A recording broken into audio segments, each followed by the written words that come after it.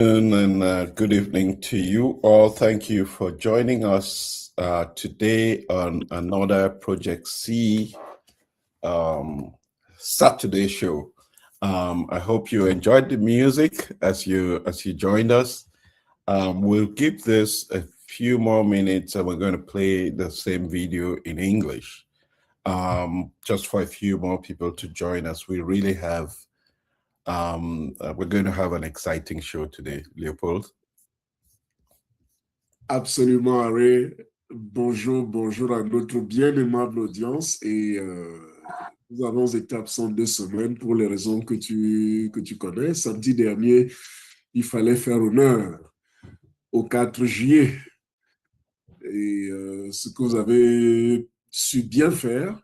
Et entre-temps, nous avons collecté un certain nombre d'éléments et que nous allons partager aujourd'hui avec notre audience. L'émission d'aujourd'hui sera vraiment passionnante, elle sera captivante parce qu'elle sera assez révélatrice. Oui. Donc, bienvenue et à tout à l'heure. Yeah, I will play this in English. So we...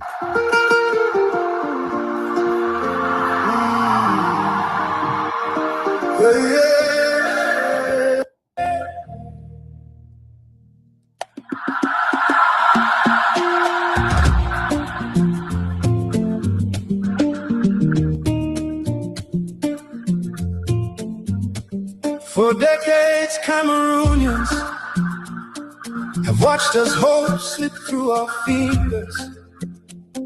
Decisions about our future made behind closed doors.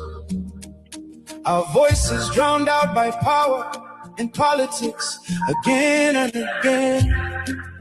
We've been told who we are and what we must accept. Cameroon's destiny has been shaped by others. Cameroonians are waking up and demanding change. What kind of country do we want? What makes us Cameroonian? Sorry, it looks like...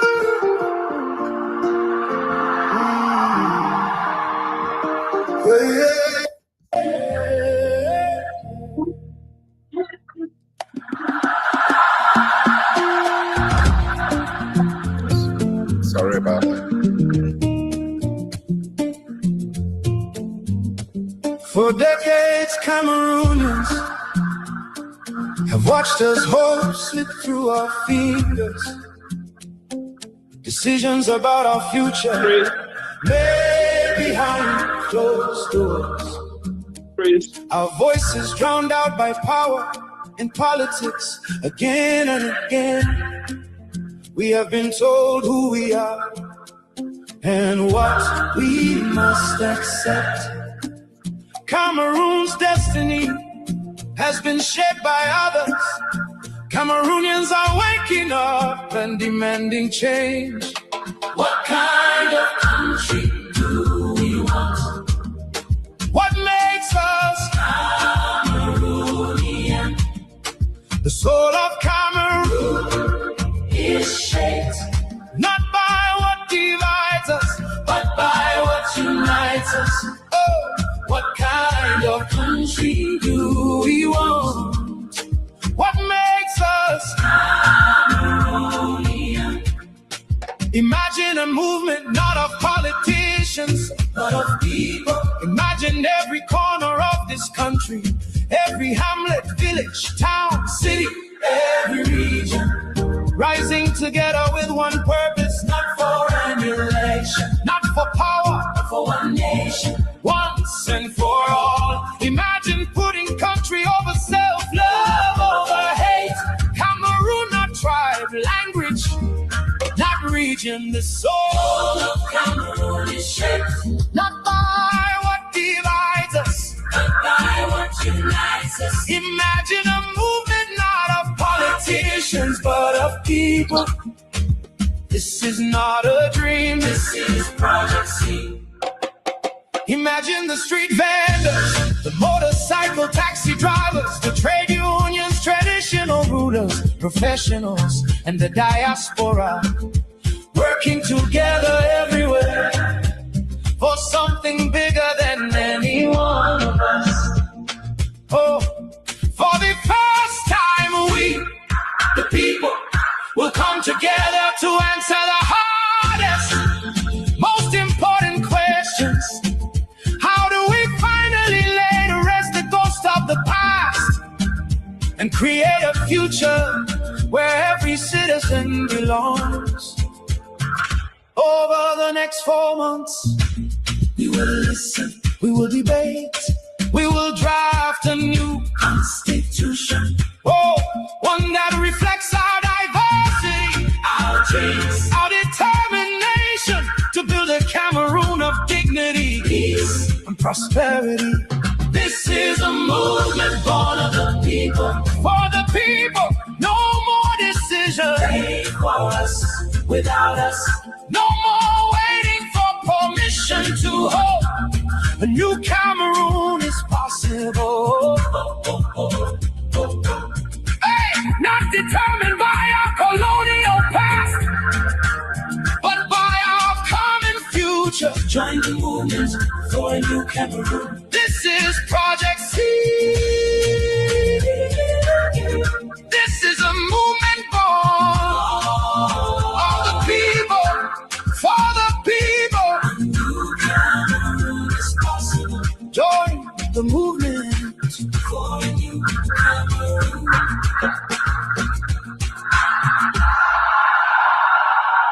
Join the movement for a new Cameroonian.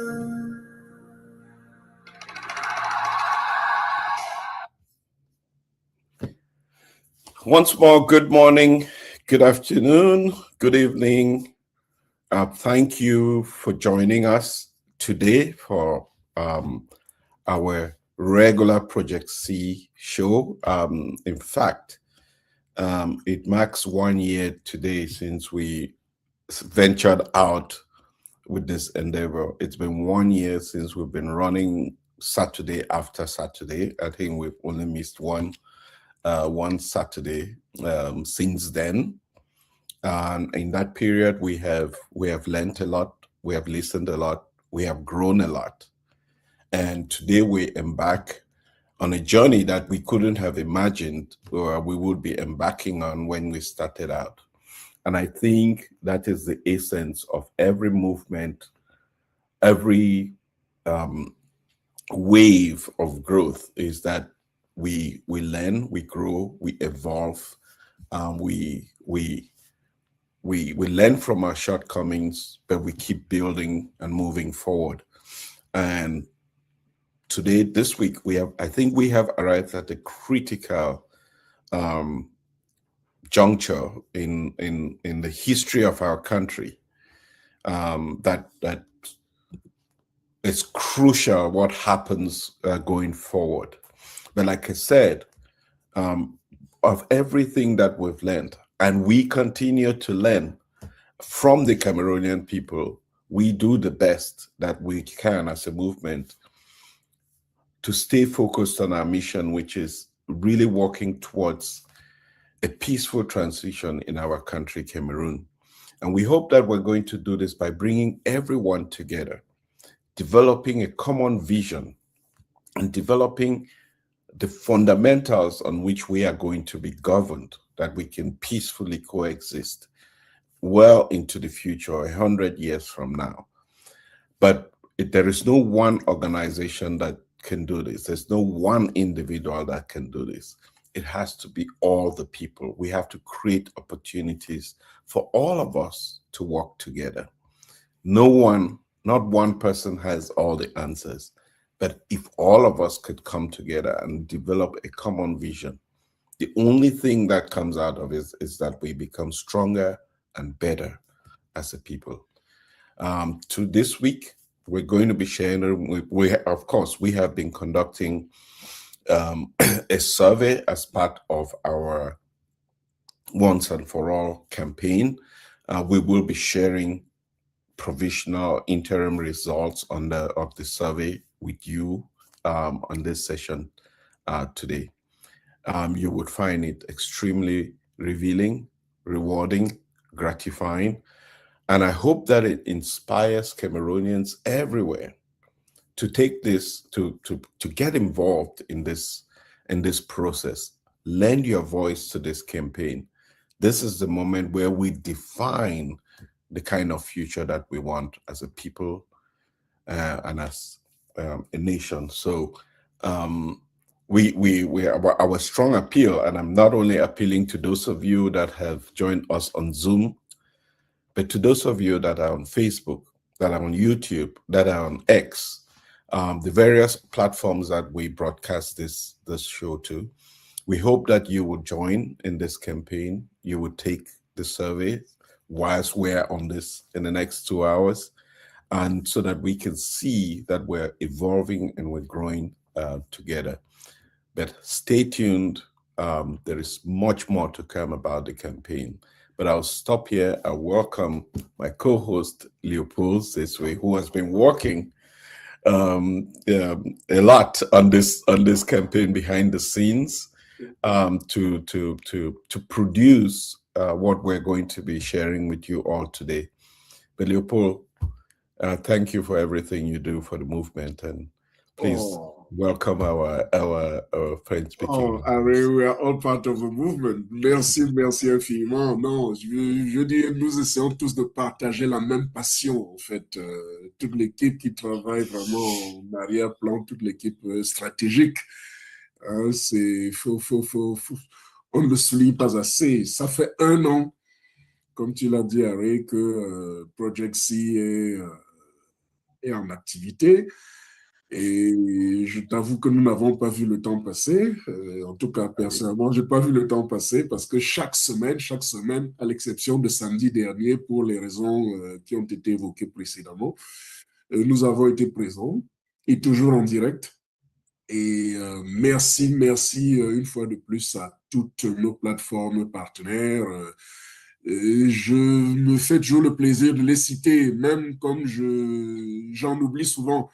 Mimi Mefo, Rebecca Enanchan, Bernard Galim, avec l'appui constant de Kingsley, Junior Abena, tout, vraiment, on peut pas les citer tous, mais vraiment, ils sont absolument remarquables.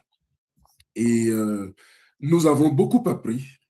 Nous écoutons, ce qui suppose que nous écoutons aussi beaucoup. Et nous pensons que ensemble nous allons pouvoir y arriver.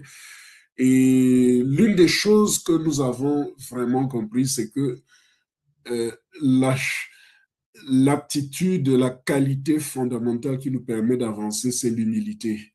Et je crois que c'est quelque chose que nous ressentons à travers les Camerounais qui se manifestent. Et tu l'as bien dit, Harry, aujourd'hui, nous allons commencer vraiment à donner des éléments d'analyse du sondage qui est en cours depuis à peu près 2 semaines. Nous exhortons vraiment notre aimable audience à remplir ce questionnaire qui est très facile et qui est surtout anonyme, parce que on ne dit jamais assez, c'est un questionnaire anonyme. C'est une très belle occasion, elle est unique, une très belle occasion pour nous de prendre part à ce petit débat, à cet échange-là qui nous permet de mettre en place les fondamentaux pour une réelle constitution. Comme le dit la chanson que nous avons passée tout à l'heure en français et en anglais, nous devons absolument prendre part à cela. Je me permets quand même de dire quelque chose, Harry, parce que c'est quelque chose qui nous a aussi tous frappés. La communauté anglophone est beaucoup plus enthousiaste dans le remplissage de ce questionnaire par rapport à la communauté francophone. Bon, cela ne nous surprend pas beaucoup, mais c'est assez révélateur d'un certain nombre de choses sur lesquelles nous allons ensemble revenir. Mais nous exhortons vraiment notre public à prendre vraiment par active à ce questionnaire. C'est très facile à remplir, c'est des questionnaires au choix multiples, c'est très très facile à remplir. En 4-5 minutes, c'est fait. C'est anonyme, anonyme, anonyme, anonyme, et voilà. Vraiment, une fois de plus, merci, merci, merci de nous faire confiance, et à très bientôt pour la suite. Merci beaucoup, Leopold. At this time, I will invite Eric Chinje. We always have the perspective. We always position our weekly conversation in the context of developments that are taking place in our country, but also to really highlight the pertinence of this moment, of the work that we're doing, not trying to, because we're embarking on this come rain, come shine. What does this mean for a country like Cameroon? What does this mean in the context of Africa with everything that is happening now? So Eric, I will invite you to join us.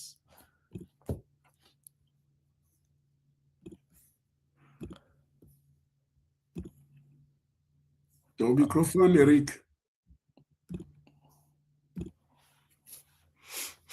Hello. Yeah. Oh, struggling to unmute myself. Oh my God. Yes. Okay. I'm in my makeshift studio here in this house. You've always seen this in the background for most of the year. I think it's important that we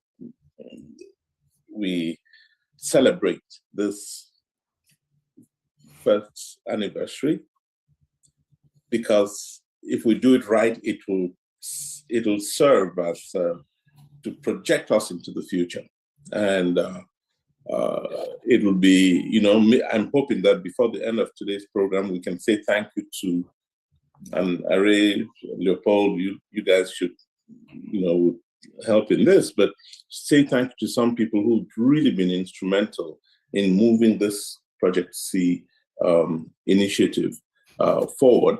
And I'm thinking of everybody from Mundi to Elizabeth to, Alan, Tita, and so on. We'll get to that hopefully by the end of the show today. But I think it's important that we recognize that. I think it's, I just want to recall also that on this anniversary day, I think it's important to recall that we're driven by the need for change. That's what has served as the fuel, that's fueled the engine of Project C. The need to see change in Cameroon, positive change that would introduce to this country, because the country needs it, better governance, justice, equity in the management of our national resources.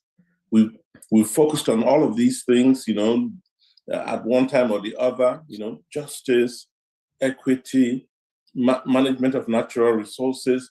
We've looked at, and we know that if we do this right, it will help in giving a new sense of purpose in our national education and our national health, in our nutrition and agriculture, in our efforts to industrialize Cameroon and create jobs and make this, because this country has what it takes to do all of these things.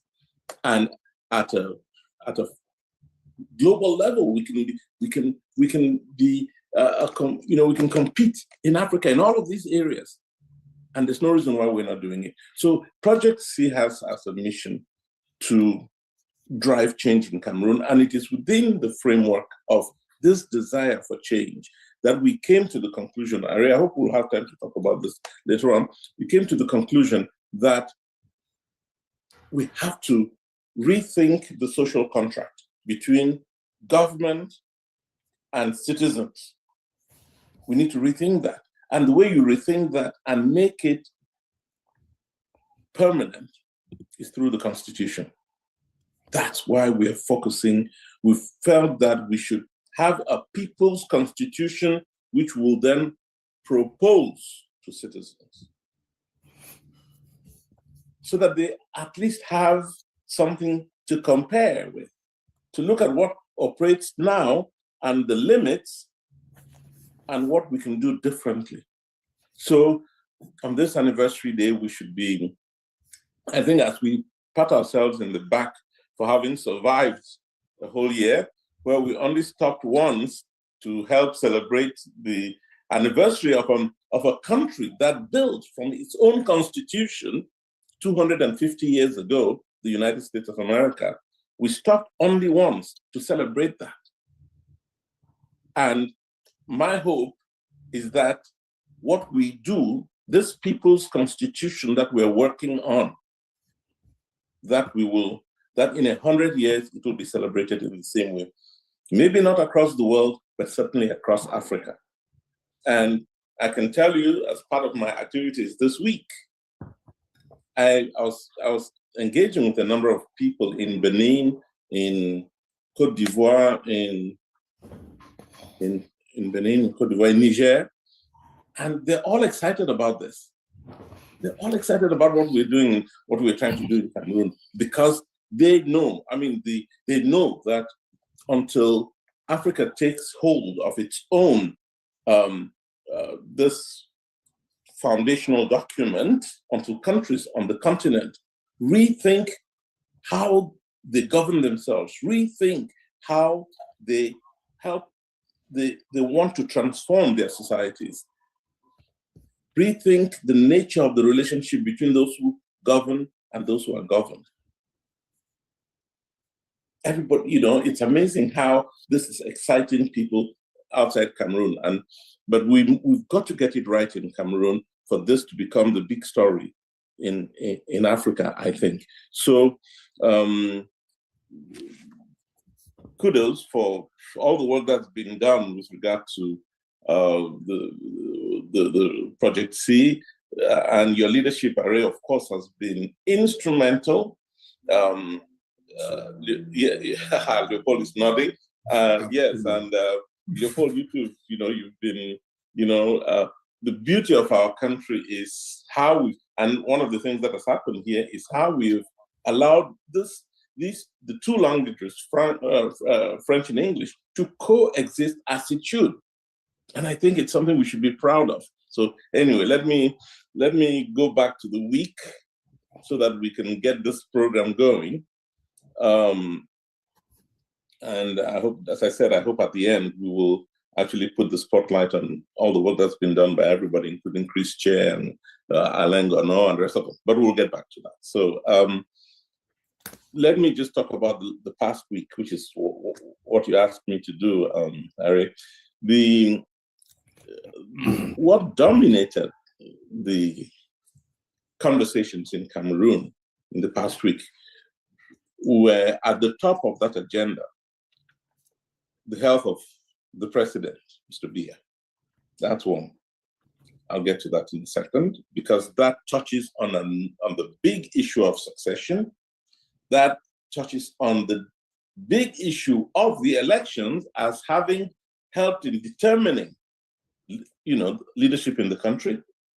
So Mr. Biya's health and the continued inability of citizens across the country to know what indeed is going on.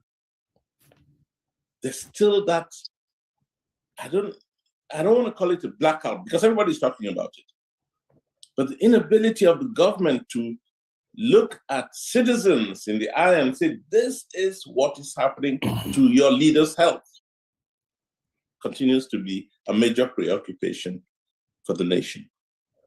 So, away from that, from the president's health and the whole issue of succession, of course, the coup d'etat, the attempted constitutional, maybe, or institutional, it wasn't constitutional, institutional coup d'etat, which, again, there's still the absence of clarity on that. There's still, the name of Oswald Baboke, the deputy director of the civil cabinet, he's been bandied around as the one who is behind the coup d'etat, but we don't see him acting alone. There's a whole slew of people around him. The names that have been mentioned include the First Lady, Chantal Biya, include Mr. Ngongo, the Secretary General in the presidency, and a host of other people. Look, I'm not just throwing out these names. These are well known in Cameroon as somehow related to what is going on, including Mr. Ayolo, who shut down the initiative, the attempt, because my friend Shandongo called him and he said no. I mean, these are all facts that are in this social conversation going on in Cameroon this past week. Where will that, again, we need some clarity, and I'm hoping that as we go into the next week, there'll be some statements made that will allow citizens to feel that the future is guaranteed with regard to leadership. Right now, it's not clear. Part of what became the focus of the week was the theft of gold. You all heard about that. I'm not inventing any of these things.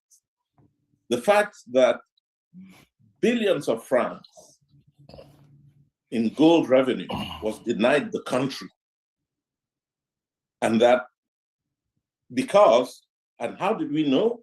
We know because there's a figure that was published by the government of something around 22 kilograms of gold exported from Cameroon, when internationally, the announcement was that Cameroon brought in tons, not kilograms, tons of gold into the world market through Dubai. Again, what is going on? Because if that is true, and this relates to the next thing I'm going to talk about, the diaspora bonds and raising foreign capital, looking for money abroad, it's related to that. Because if the gold revenue were reported in Cameroon, there's enough money to take care of the salaries that Mr. Mutazi, the Minister of Finance, is struggling to continue paying. There's enough to to pay for schools and hospitals and infrastructure, the roads and so on that need to be built. But we don't have, just the gold alone. We're not talking about everything else. We're not talking about all the other resources that Cameroon generated last year. We're just talking about the gold alone. It's in the billions, hundreds of billions of CFA francs. So that discussion also was taking place last week in the country, and there's still need for clarity. There's need for the government to step up and say, this is what is happening. Was gold stolen? Clearly, because the international community will not be announcing it if it wasn't. And there's a discrepancy between how much gold is being announced internationally and how much Cameroon is showing in its budget as money generated by that resource. Where are our members of parliament? I want a shout out here to Mr. Jean-Michel Nietzsche for facing up to it. He was in parliament and he addressed it forcefully. He asked the questions to the Minister of Finance, and please, Mr. Mutazi, respect citizens and tell them what is going on here.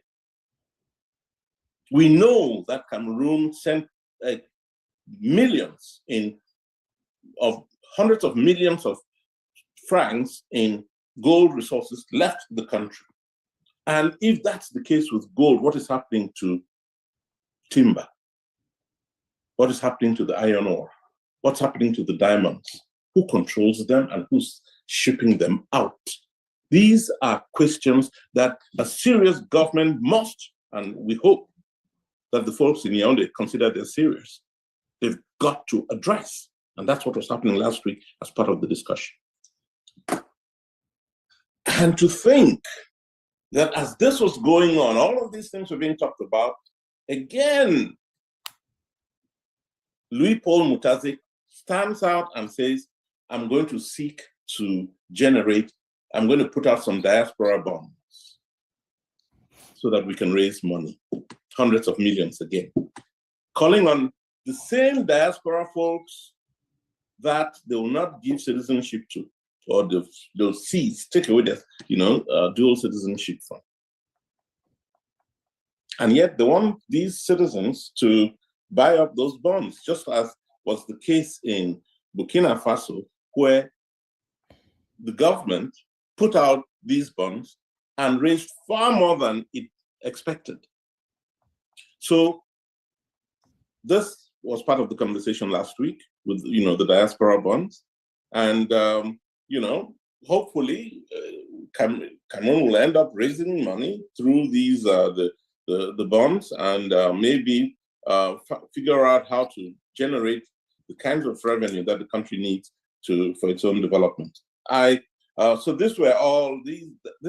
We had a rich week in Cameroon where all of these issues were discussed, and I want to throw one last thing before we move on, is the possibility of Issa Chiroma's return to Cameroon.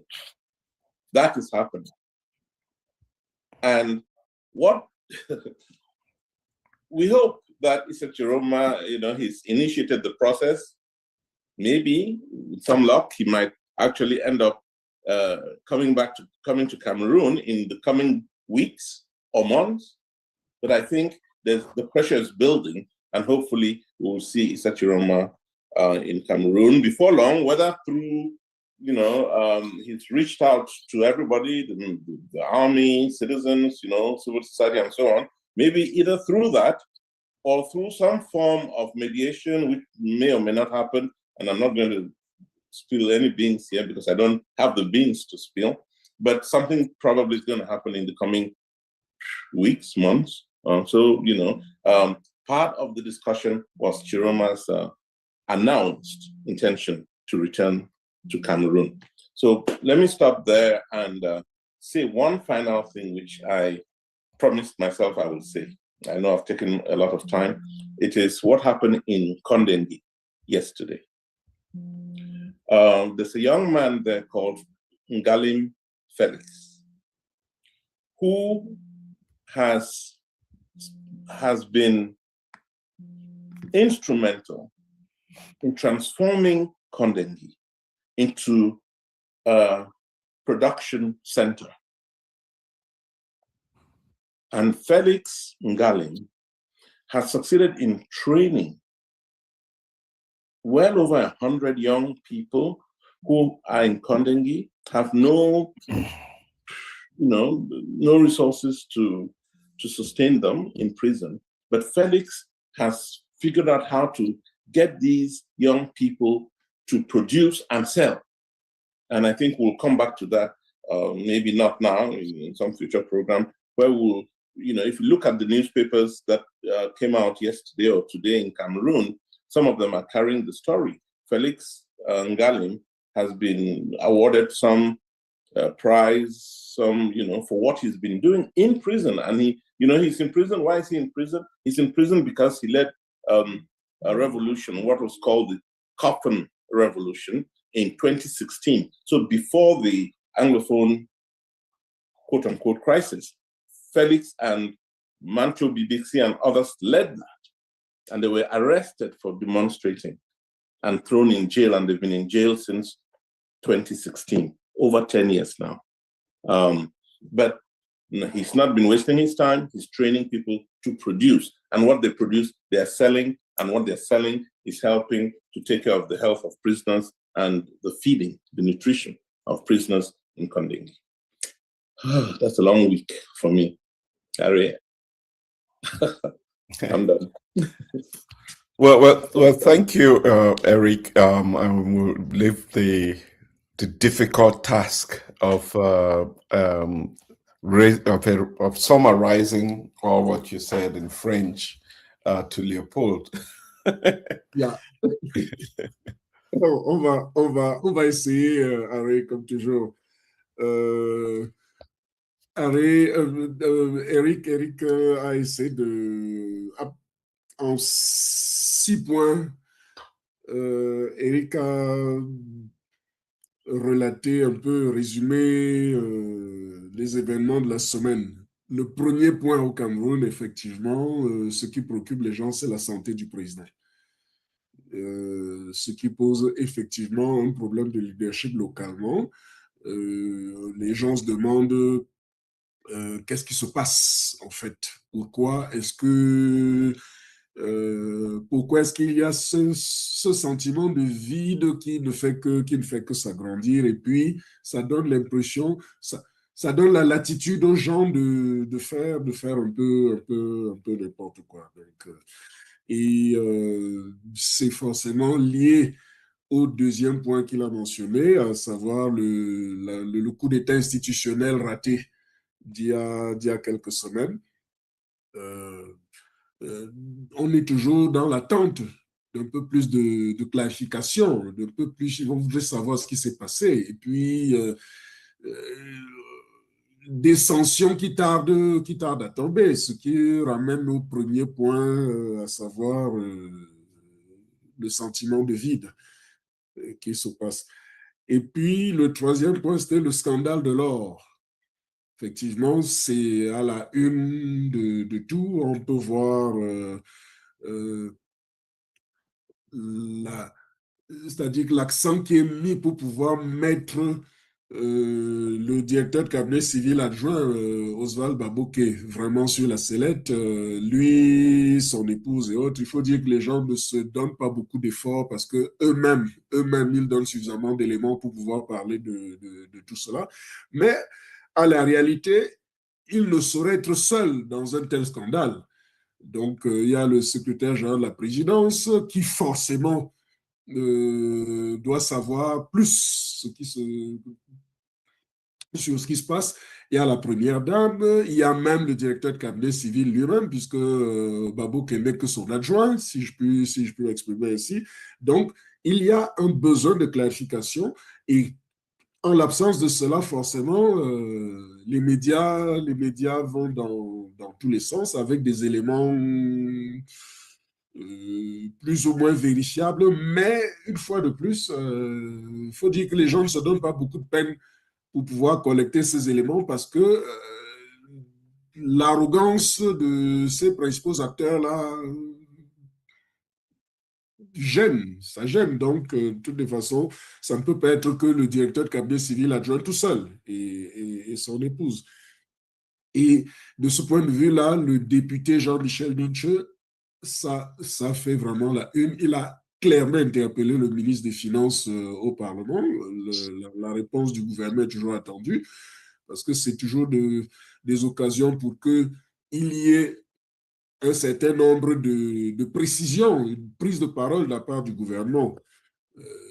Nous avons eu le porte-parole du gouvernement qui s'est exprimé il y a quelques semaines au sujet de la sortie de la presse Jeune Afrique. Ben, il serait de bon temps que le porte-parole continue d'entretenir le public sur ce qui se passe. Puis, en quatrième point, Eric a mentionné le diaspora bond. Il se trouve que le ministre des Finances, nous l'avons toujours vu dans les médias, il a besoin de 2000 milliards de francs CFA. Il compte sur la diaspora. Évidemment, il a toujours par voie de réseaux sociaux interposés. Il a reçu un certain nombre d'éléments pour dire que si cette diaspora qui a du mal même à se faire reconnaître, le problème de double nationalité et autres, si cela n'a pas lieu, c'est pas de gaieté de cœur que cette diaspora pourra contribuer. Donc, ce qui pose effectivement un problème de confiance que nous allons pouvoir voir dans les éléments dont nous allons parler tout à l'heure au sujet de les sondages, les enquêtes, parce que ça pose clairement le problème de confiance. Donc, cette diaspora bond, un peu qui fait penser à celle du Burkina Faso au mois de juin, en 30 jours, le Burkina Faso avait besoin de 125 milliards de francs CFA. En 30 jours, elle a recueilli 151 milliards. Donc, confiance. La confiance. Il y a donc des préalables au Cameroun avant de pouvoir aboutir à ce genre d'opération. Et Eric a aussi parlé de la possibilité, du possible retour du président élu Issa Chiroma Bakary au Cameroun.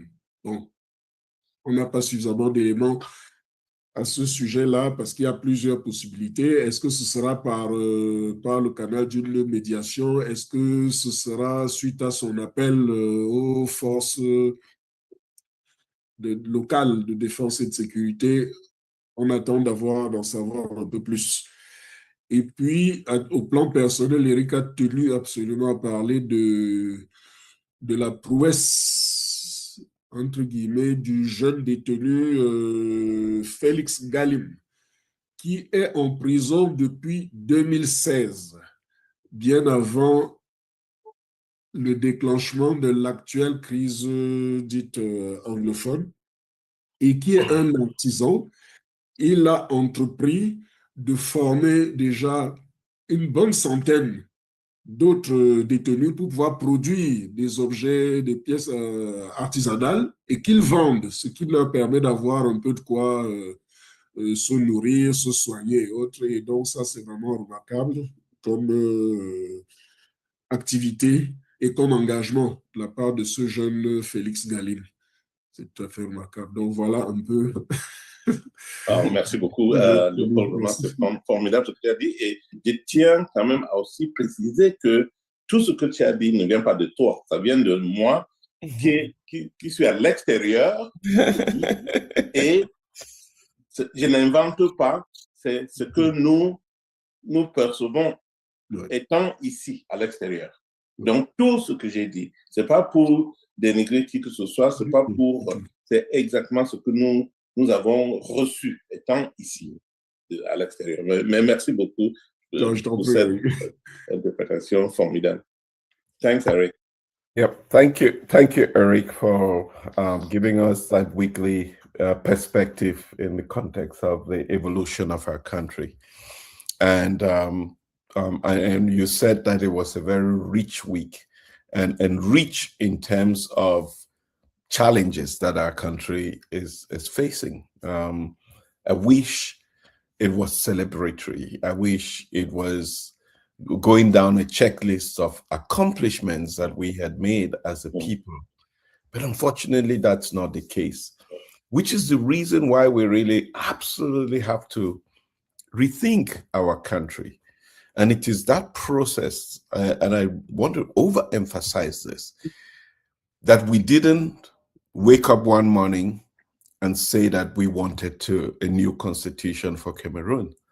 We went through a process of educating ourselves, educating our public, listening to our public, and arriving at the conclusion that the challenges that we face as a country, whether it is with the misuse of our resources, whether it is in the way that our electoral process is managed and elections being stolen, whether it, in the context of a country unable to provide basic necessities for its people, that it was all not for lack of resources, both natural and human, but it was because there was no fundamental principles on which, or values on which our country was run.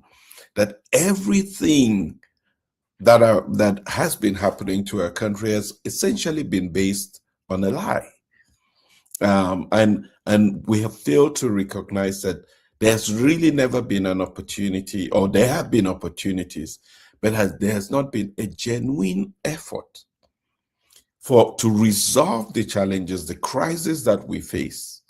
What country on earth will go 10 years thousands of people murdered, villages burned, people displaced, and not make that its number one priority in everything that it does? What country? Unless that country doesn't exist. So the idea of beginning this process to develop a constitution, to define the nation, first of all, and a constitution for the country is one that we arrived at after weeks and weeks of listening to experts and looking at the various perspectives, that this was the only way in which we could move our country forward.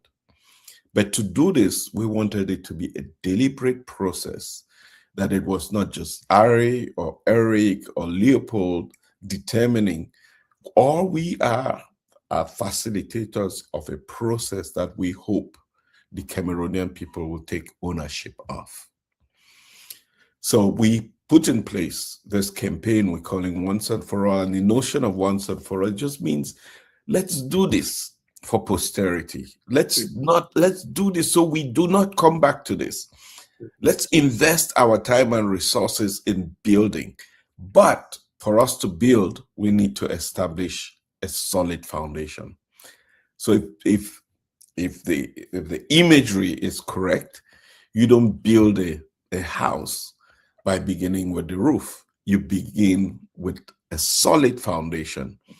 We believe that we're building a foundation not for a house, but for the skyscraper that we deserve as the Cameroonian people, knowing the resources that we have. And so this is a process that will have several steps, beginning with this survey that we are doing across the country. A few things we would highlight, and I'm going to present some graphics of the survey quickly, just so that you see the questions that are in the survey, that we encourage people to take the survey whilst we are we're on this show. I would love to see the numbers go up. We'll present the graphics in English and then in French. And then after that, we're going to present you with an analysis of the survey. We produced a video analysis of the survey, again, surveys in English and in French. You will find out that the survey is representative. That means we have ensured that people are coming from all sectors. When I present to you the one in English, you would see the representation, and that in French, you would also see the representation. And that is extremely important because we want all 360 subdivisions to be represented in this survey. We want the diaspora to be represented in this survey, so that at the end of it, it really becomes a document. The data becomes the basis on which we project the future. And we'll talk about the next steps after the survey, but we'll be running the survey right till the end of the month of July, and then we'll talk about the next steps going forward. I'm going to stop here so that Leopold, you can do this introduction, and then I'll begin with the presentation of the survey. Whilst you are doing the summary, I'm going to put the links out there so that people can also be taking the survey. Tout à fait, oui. Merci beaucoup. Ce sondage est vraiment très important. Il est unique. De mémoire, nous n'avons jamais eu à consulter les Camerounais sur un sujet aussi important. Nous avons tous été des témoins des crises depuis 90 au Cameroun, les différentes crises, les différentes tractations politiques et autres, mais les Camerounais, là où ils se trouvent, n'ont jamais été consultés comme nous sommes en train de le faire. Et de ce point de vue-là, nous invitons vraiment, nous devons inviter les Camerounais à prendre part, à répondre à ce questionnaire, à ce sondage dont on arrive à présenter les liens. Et c'est très facile à remplir. C'est vraiment très facile à remplir. Et je ne peux qu'exhorter davantage nos concitoyens d'expression française à prendre part à ce sondage parce que l'écart se creuse entre nos concitoyens anglophones et nous. S'il vous plaît, remplissez le questionnaire, c'est très, très révélateur. Les premiers résultats que nous avons sont absolument édifiants, mais à la réalité ne nous surprennent pas beaucoup parce que ce sondage, c'est une espèce de miroir qui se présente à nous. Je ne trahis rien en disant que l'une des premières observations que nous avons faites, c'est que les Camerounais sont beaucoup plus unis que la politique ne le laisse croire. Hein. Quand on fait les rapprochements, c'est assez révélateur. Donc, vraiment, de grâce, remplissez ce questionnaire. C'est une parfaite opportunité de vraiment prendre part à ce changement que nous souhaitons pour notre pays. Cette constitution dont nous rêvons, c'est pour la postérité. Donc, comme tu l'as bien dit, c'est une très belle image, Harry. La construction d'une maison ne commence pas par la toiture, c'est plutôt par la fondation. Et la fondation que nous voulons mettre en place, nous voulons contribuer à mettre en place, c'est une fondation pour un gratte-ciel. Pas pour les petits meublés R+2, R+3 que nous voyons fleurir au Cameroun. Une fondation pour un gratte-ciel. Donc, nous ne serons plus là pour voir l'évolution des choses. Et la semaine dernière, vous fêtiez le 250e anniversaire de la Constitution de la naissance des États-Unis d'Amérique. Mais Johnston n'était plus là pour voir la suite. Oui. Yeah. So I've shared the QR codes in French and in English. We'll continue to share that. I put the links in the chat. So please, I invite you to take the survey. It's going to take just a few minutes. It's really, really quick. But I'll use this opportunity to just present so that you know the questions even that are in the survey so everybody can see, and I'll use some graphics. Again, after that, we'll do an analysis of those. So I would start with the English one, and I would really try to go through as fast as I can. But it gives you a sense of what we're working on. Let me see. I'll need somebody to let me know if you can see my screen. Yes, we can. Yeah, it's good. Okay, great. So I'm going to begin with the Survey Once and For All campaign, and the results we're showing you is right up till the 10th of July. So up-to-date results. And quickly, it begins with just demographic data that we're collecting, and this is where I mentioned representation. So this is the English-speaking survey, and obviously you can see 36% of those who are taking the survey are from the Northwest, 24% from the Southwest, and 24% from the diaspora.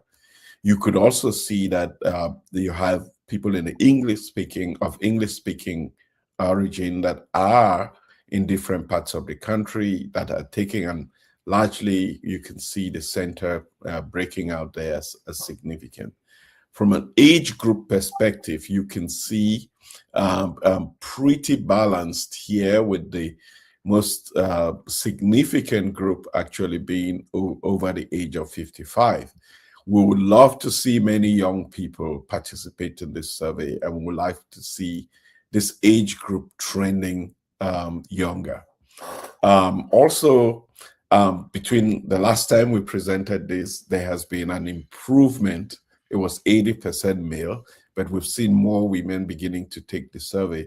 But we would want to see this more balanced, have more women participate in the survey. So if you're a woman, you're listening to this, please take the survey, and we'll share the links on other platforms, the QR code as well on other platforms, so people can can take this. It is completely anonymous, so we do not collect any data of the individual that takes the survey besides this demographic data. Again, look at the demographics in terms of professional status.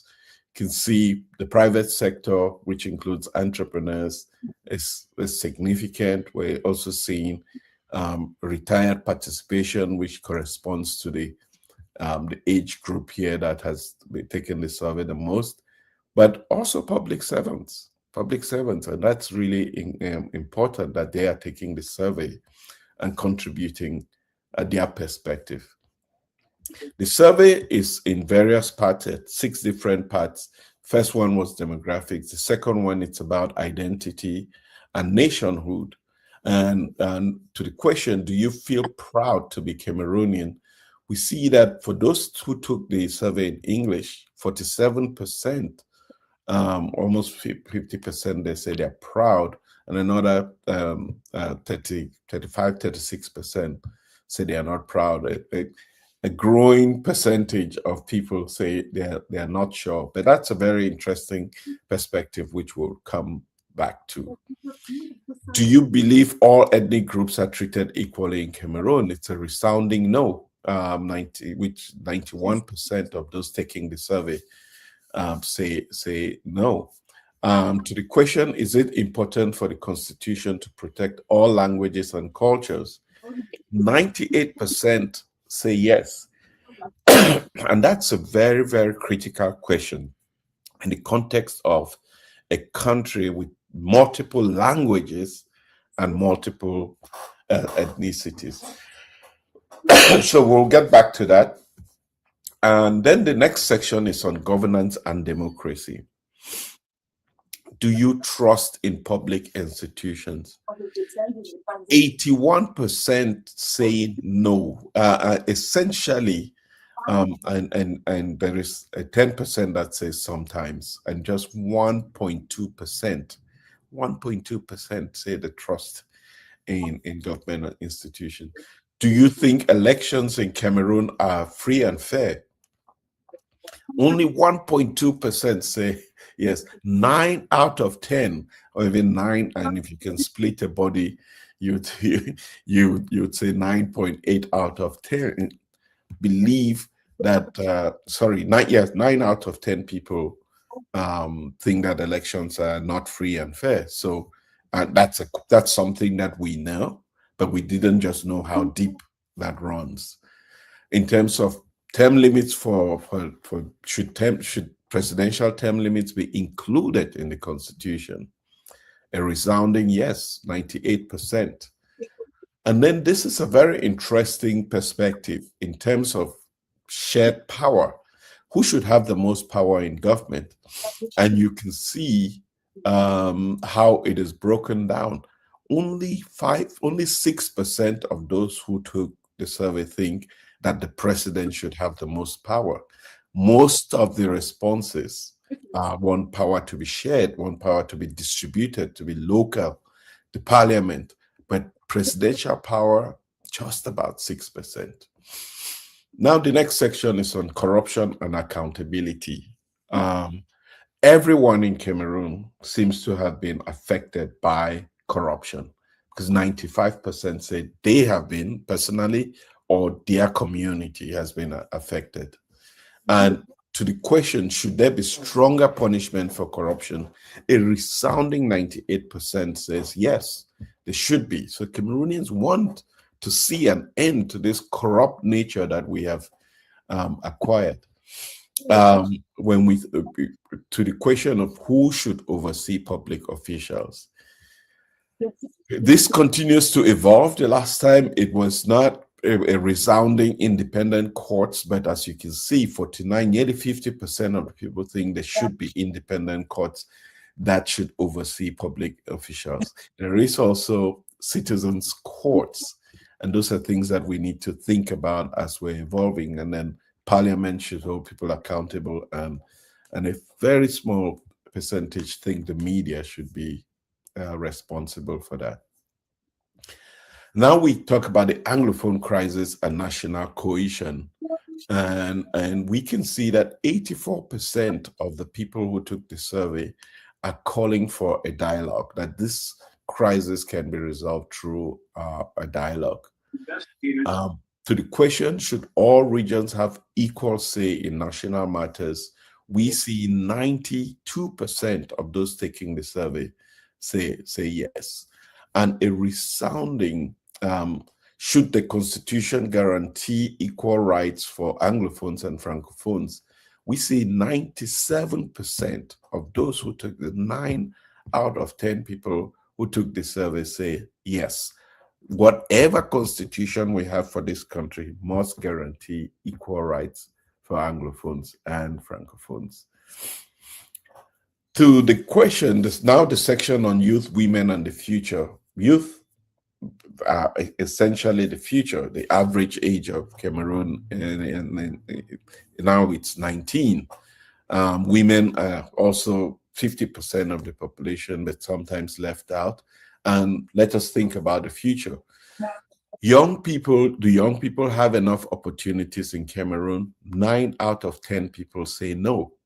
Are women given equal chances to lead in politics and society? 65% say no. And only 17% say yes.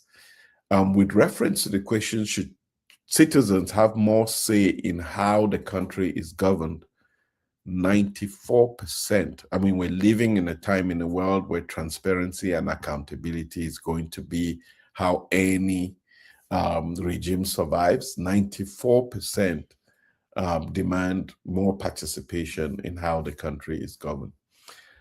Now, to constitutional renewal and the future, there's a really interesting perspective. And when we look at the French one, we're also going to be reflecting on what we see here. Note that 84% of those who took the English-speaking survey are saying they want to participate in the drafting of a new constitution. That's very interesting perspective, and how we bring that to reality is one of the interesting conversations that we're going to be having. Then we're also looking at this question of what is most important for Cameroon's future. Now look at justice. Justice is primordial for most people before development, before equality. And we spoke earlier about people who are in detention for absolutely no reason but an expression of their political views. And that's why justice is something. You cannot have peace without justice. So justice is crucial before anything. There's unity, justice, peace, development, and equality.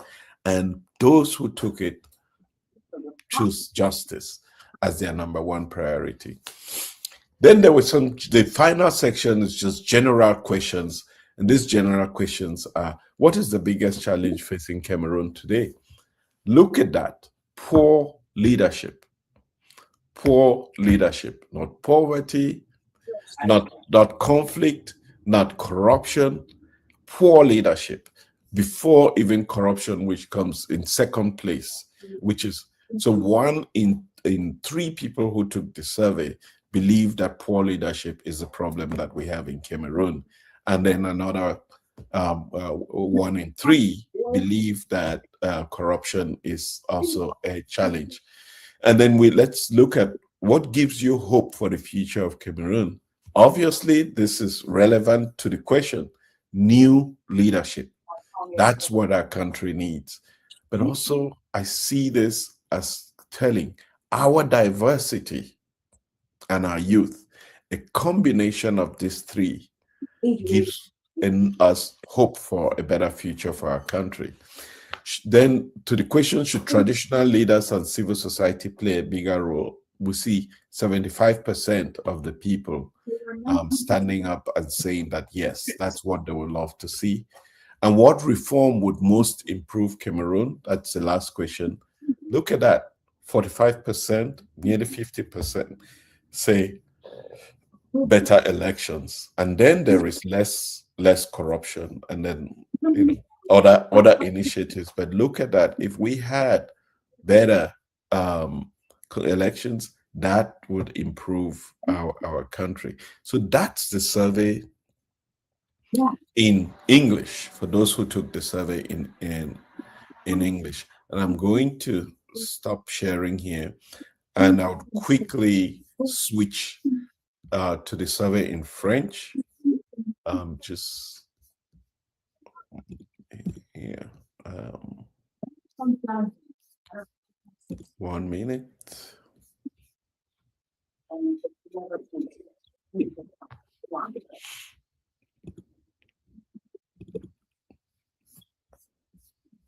Okay, so that was it in English, et maintenant je vais essayer de présenter les questionnaires en français avec l'appui sur le contrôle de Léopold, bien sûr.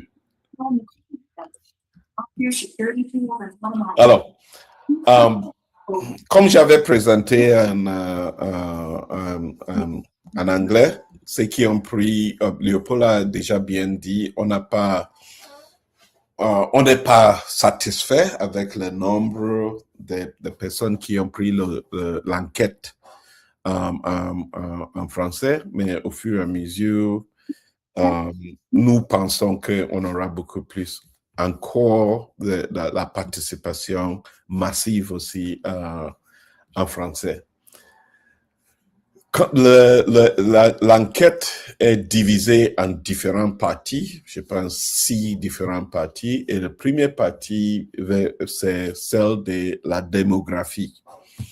En termes de la démographie, vous allez bien constater que c'est bien répartitionné, c'est-à-dire il y a une représentation de toutes les différentes régions de notre pays, et aussi la diaspora. Vous allez dû constater que 23% de ceux qui ont pris l'enquête, qui ont participé, sont de la diaspora, 23%. Donc le reste, presque 80% sont basés au Cameroun. Et littoral et le centre représentent la majorité de ceux qui ont participé dans l'enquête, qui est représentative de la population même de notre pays. En termes de l'âge de participation, la jeunesse, en français, ceux qui ont pris l'enquête en français représentent 37%, et en français, moins de retraités ont pris le sondage. Donc, on a une participation de la jeunesse très active pour ceux qui ont pris l'enquête en français. Aussi, on constate qu'il y a une augmentation de participation de femmes dans ce sondage, qui n'était pas le cas la dernière fois qu'on a regardé cela. En termes de statut professionnel, ce qui est intéressant, c'est cette population estudiantine qui a participé dans ce sondage, qui n'était pas le cas quand on a regardé les résultats en anglais. Mais toujours est-il que la majorité de ceux qui ont participé sont du secteur privé, et on ne voit pas beaucoup la participation de ceux qui travaillent pour l'État, qui sont fonctionnaires. Comme on a vu, 10% de ceux qui ont pris le sondage en anglais c'était des fonctionnaires. Pour deuxième partie qui est l'identité, Leopold, please feel free to come in anytime as I'm going along. Et la deuxième partie, c'est l'identité et l'appartenance nationale. Êtes-vous fier d'être Camerounais? plus de 75% presque de ceux qui ont pris le sondage dit oui. Il faut noter qu'en anglais, c'était à peu près 47 qui ont dit oui. Donc, il y a une marge de différence entre ceux qui ont pris, qui disent les anglophones. Il n'y a que 47% qui disent qu'ils sont fiers d'être camerounais. Et de l'autre côté, il y a 75% qui disent oui, fiers d'être camerounais pour les francophones. À la question, pensez-vous que tous les groupes ethniques sont traités sur un pied d'égalité au Cameroun? Largement, plus de 70% disent non. C'est quelque chose qu'on doit étudier. Et est-il important que la Constitution protège toutes les langues et cultures au Cameroun? 80% de personnes disent oui. Donc, 8 sur 10, 10 personnes qui ont pris l'enquête disent oui. Troisième partie, c'est sur la gouvernance et la démocratie. Faites-vous confiance aux institutions publiques, c'est-à-dire le gouvernement, le parlement, les tribunaux? 80% disent non. Il n'y a que 6% qui dit oui. Ça, c'est très intéressant pour un pays qui est gouverné où 80% des personnes ne font pas confiance. Ne font pas confiance aux institutions. Parce qu'en fait, c'est ça. Et ce serait bien de voir ce que la population anglophone a répondu à cette question-là. Oui, oui. Tu as vu que c'était dans les mêmes proportions à peu près. Oui. Ce qui veut dire qu'en fait, notre pays traverse avant tout une crise des institutions, mais pas une crise des peuples, parce que c'est important qu'on relève cela. Oui, absolument. Quand on a regardé ça en anglais, il n'y avait que 1,2% qui ont dit oui, qu'ils ont confiance aux institutions. Ça, c'est remarquable pour un pays qui tient la route. Jusque-là. Croyez-vous que les élections au Cameroun sont libres et équitables? Ça, c'est... on a constaté que ce soit en anglais ou en français que les gens pensent non. La question sur la limitation des mandats doit être inscrit dans la Constitution. Absolument oui, que ce soit en anglais ou en français. Et qui devrait détenir le plus des pouvoirs au sein du gouvernement? Ça, c'est aussi intéressant parce que en anglais, on a constaté que c'était juste 5%, mais on constate que ce soit en anglais ou en français, la population veut voir beaucoup plus la participation à tous les différents niveaux.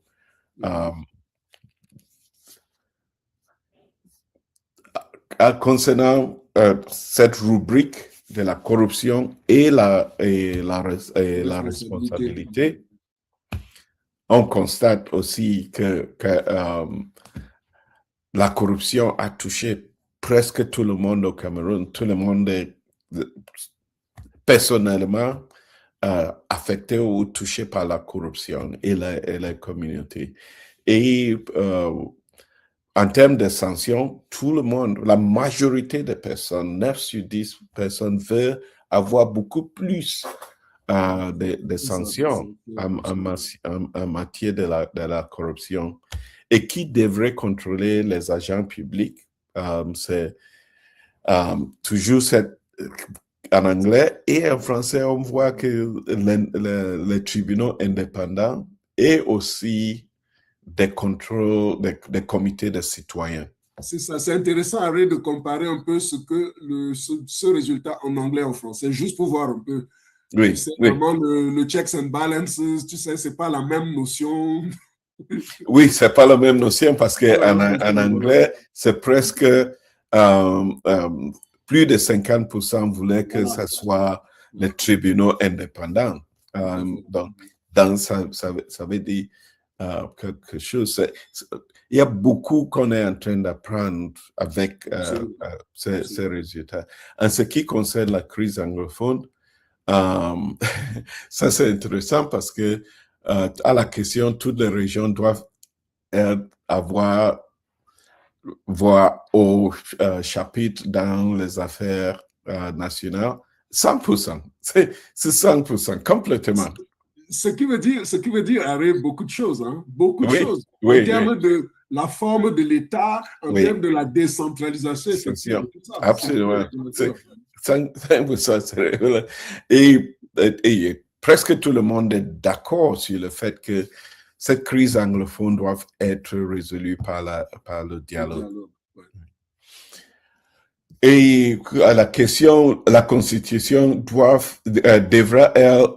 garantir l'égalité des droits entre anglophones et francophones. Oui, 96% des personnes qui ont participé à l'enquête disent oui.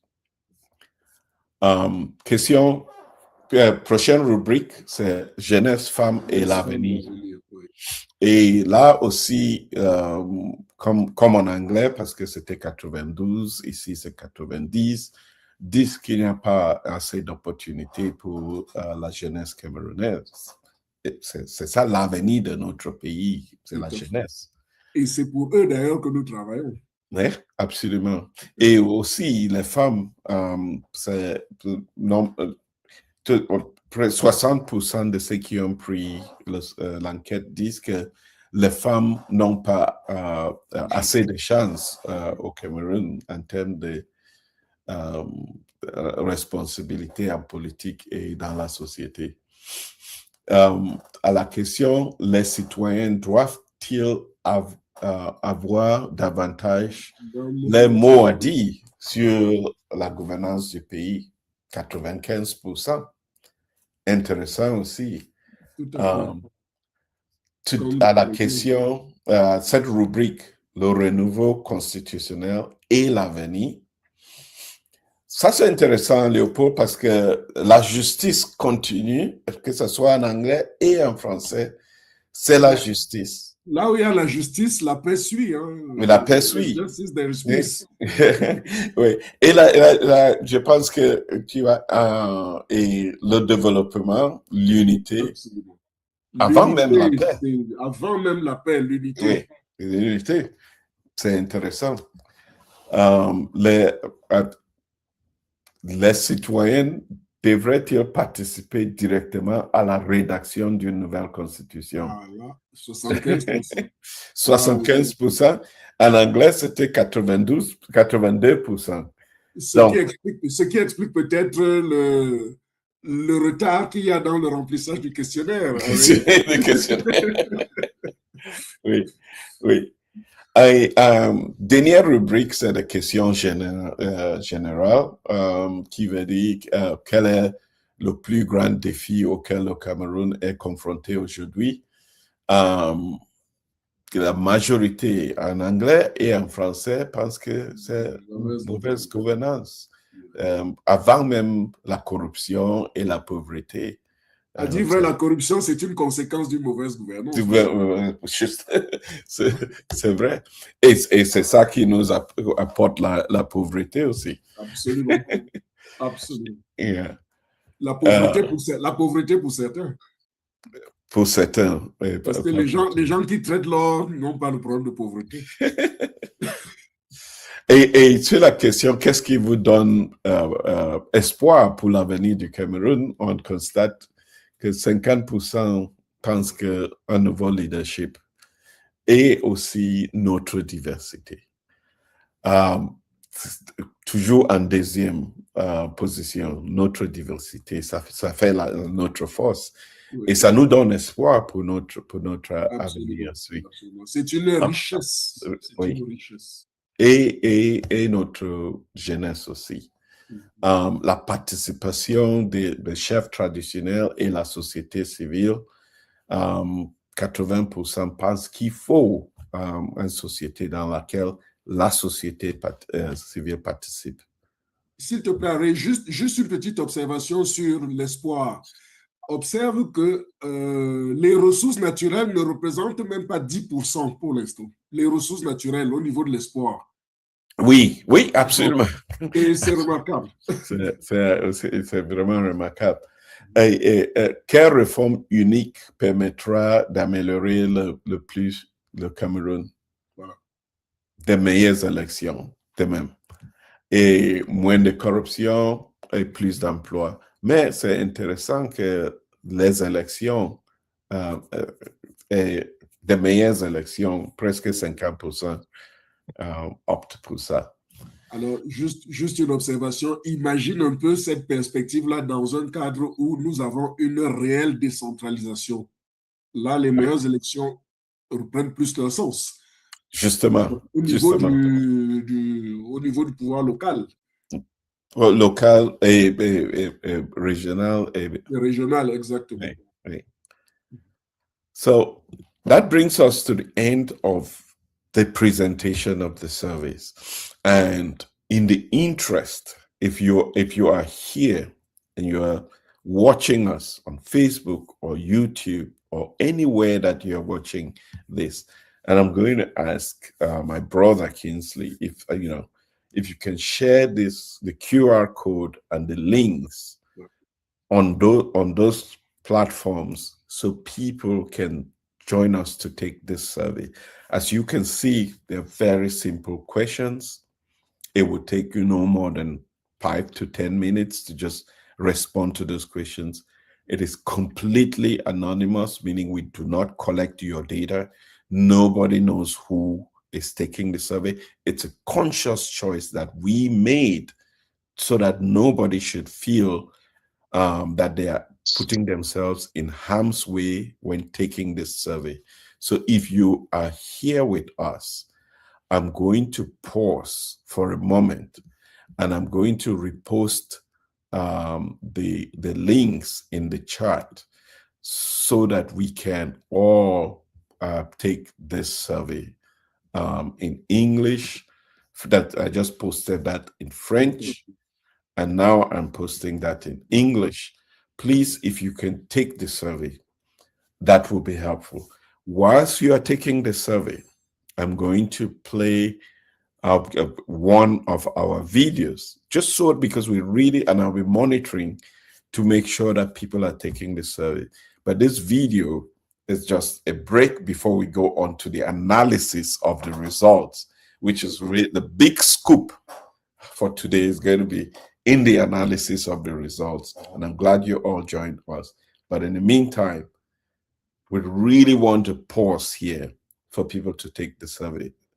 But before I pause, I'm not sure if Chris, I'm going to bring on Chris to make a strong appeal. Yes, as usual. As usual. because I know that Chris would have to leave us at some point. I want to make sure that we do that now, whilst people are taking this survey. Chris, if you can. Qu'on comprenne vraiment que cette future constitution-là, elle doit reconstruire la confiance vraiment entre les citoyens et l'État. C'est ce que ces résultats nous laissent déjà apparaître. Yes, good morning, Mr. Leopold. Good morning, Ray. And thank you all for the wonderful job that you're doing. Can you guys hear me? Yes, we can. Oui, okay, parfait. good. All right. I was just thanking both of you for the great job that you're doing for Cameroonians, for Projects Cameroon, and thanking Eric and all the others behind the scenes. And I'd like to take this opportunity to greet all participants that are around the world for taking the time to join every Saturday morning or this morning. It means that we all have the commitment to bringing everlasting change to Cameroon, positive change to Cameroon. So thank you all for joining. Look, the presentation speaks for itself, really. I mean, look at those analyses, right? If anyone was doubting the mission of Project C, I think the project that we've carried on, to produce this survey and the results that are coming out is really indicating what we stand for. And my hope is that the results that are showing will encourage Cameroonians to participate, to join Project C, so that we don't just talk, but rather we are taking concrete steps towards bringing positive change to Cameroon.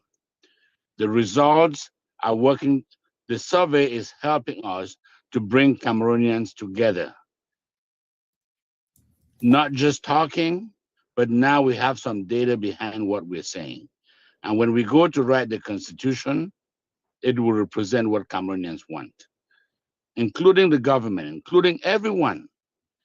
So we're just appealing for Cameroonians to really understand the mission of Project C. We are just a group of civil society Cameroonians that want to contribute towards positive change in Cameroon, towards the right leadership to lead Cameroon into the future. That's what this is about. And the results are amazing. As I listen to those results, it's just, my mind is just floating all over the place to really see the day we will come to achieve this dream that Cameroonians are dreaming. It is possible. And it's only possible through us, through all Cameroonians united. You see, the beauty of Project C, as you can see, it's all Cameroonians, French and English working together, hand in hand. Cameroonians from all parts of Cameroon working hand in hand in Project C. And I believe that with your support, we will achieve it. I am hoping that the survey will continue to grow and that Cameroonians will continue to align with Project C and understand the mission. We're still having challenges getting people to believe and do it, but the people believing in Project C are growing every day. And we invite more. Please do your part to send out the surveys, to support Project C financially. We need it. We need funds to carry out these projects. This is just the beginning. There's a whole lot more that we have to do. And I hope that you find these survey results that are coming out showing Project C's commitment towards bringing us together to push for change in Cameroon. So thank you all, and we hope to see that by next week, the number of participants across Francophone, Anglophone, all parts of Cameroon will continue to grow. Lastly, we continue to get questions, which is good, of what Project C really is. If Project C is part of Chiroma's team. And we continue to say that we are not against Chiroma, but Project C is an independent civil society. We do support Chiroma because we believe that he is the elected president of Cameroon. He was elected by the sovereign people of Cameroon, and so we will support anyone who is in that position. But we are not a political party. We are apolitical, but we support whatever Cameroonians choose. So for those that continue to have those questions, we hope that you will give us a call to clarify it, so that we need your support. We need your support. There's absolutely no confusion about it. So again, thank you, and thank you, Ari and Leopold, for a great presentation. Well, thank you very much, Chris, for joining us and making that strong appeal. I have again ways to donate if this touches you, if this work that we're doing touches you, if you think that we are going down the right path, encourage us, because we, more than just what we're doing online, we're building an infrastructure on the ground in Cameroon that will ensure that this survey is representative of people in Cameroon in all 360 subdivisions. And you can see from the sample that we presented how representative it is. You could see the center, you could see the littoral reflecting the population of Cameroon, and you could, it broken down to the various regions of Cameroon. It is actually a fair sample representation of our country. I just want to say, Leopold, you must have done something right, because I think in the last hour we've had over 20 French speakers take the survey. So I think your appeal was well, but you know, we need more. We need more people to continue. We're monitoring as in real time. Here's the thing: you cannot take the survey twice. If you try, it will stop you. Right? I want je l'ai essayé 3 ou 4 fois. Donc, yeah, I want to because I know Dr. Yusuf mentioned that you can only take the survey once. We encourage people to take it just once. The system is set up to take it once. Et puis, juste un commentaire à la réalité, quand on voit déjà ces premiers résultats-là, est-ce que cela nous surprend? À la réalité, parce que de façon vraiment empirique, on le sentait déjà. Mais ce qui est impressionnant, c'est que les Camerounais, en s'exprimant ainsi, à travers ces statistiques, nous confortent dans les analyses, les premières impressions que nous avions déjà. Donc vraiment, on ne veut pas savoir bien, pas bien, non, non. Nous analysons froidement les résultats et c'est ça qui est remarquable, quoi. Et ce qui est important aussi, Léopold, que nous avons tendance à être en communication avec des personnes qui partagent les mêmes idées que nous. Oui, oui, oui. Avec ce sondage, on a l'opportunité d'écouter les Camerounais de tous bords. C'est-à-dire, on ne connaît pas qui a répondu au sondage. Donc, c'est, comment on dit, vraiment représentatif de notre pays. Et moi, je te dis, le travail que nous faisons, la Project CEO, c'est un travail inspiré. C'est-à-dire que vraiment, ça aboutira à un résultat qui va au-delà de ce que nous avions même planifié. Donc, vraiment, nous invitons les Camerounais à y participer. Prenons part à cela. Prenons vraiment part, y part actif. Yeah. And at this time, I'm going to turn this over to you, Leopold, to let's talk about an analysis of the survey. I see that Dr. Yusuf has his hand up, okay. but peut-être qu'on peut lui donner la parole avant, je sais pas. Okay. Si, yeah. Okay. Yeah. Yes, Dr. Yusuf, you have the floor.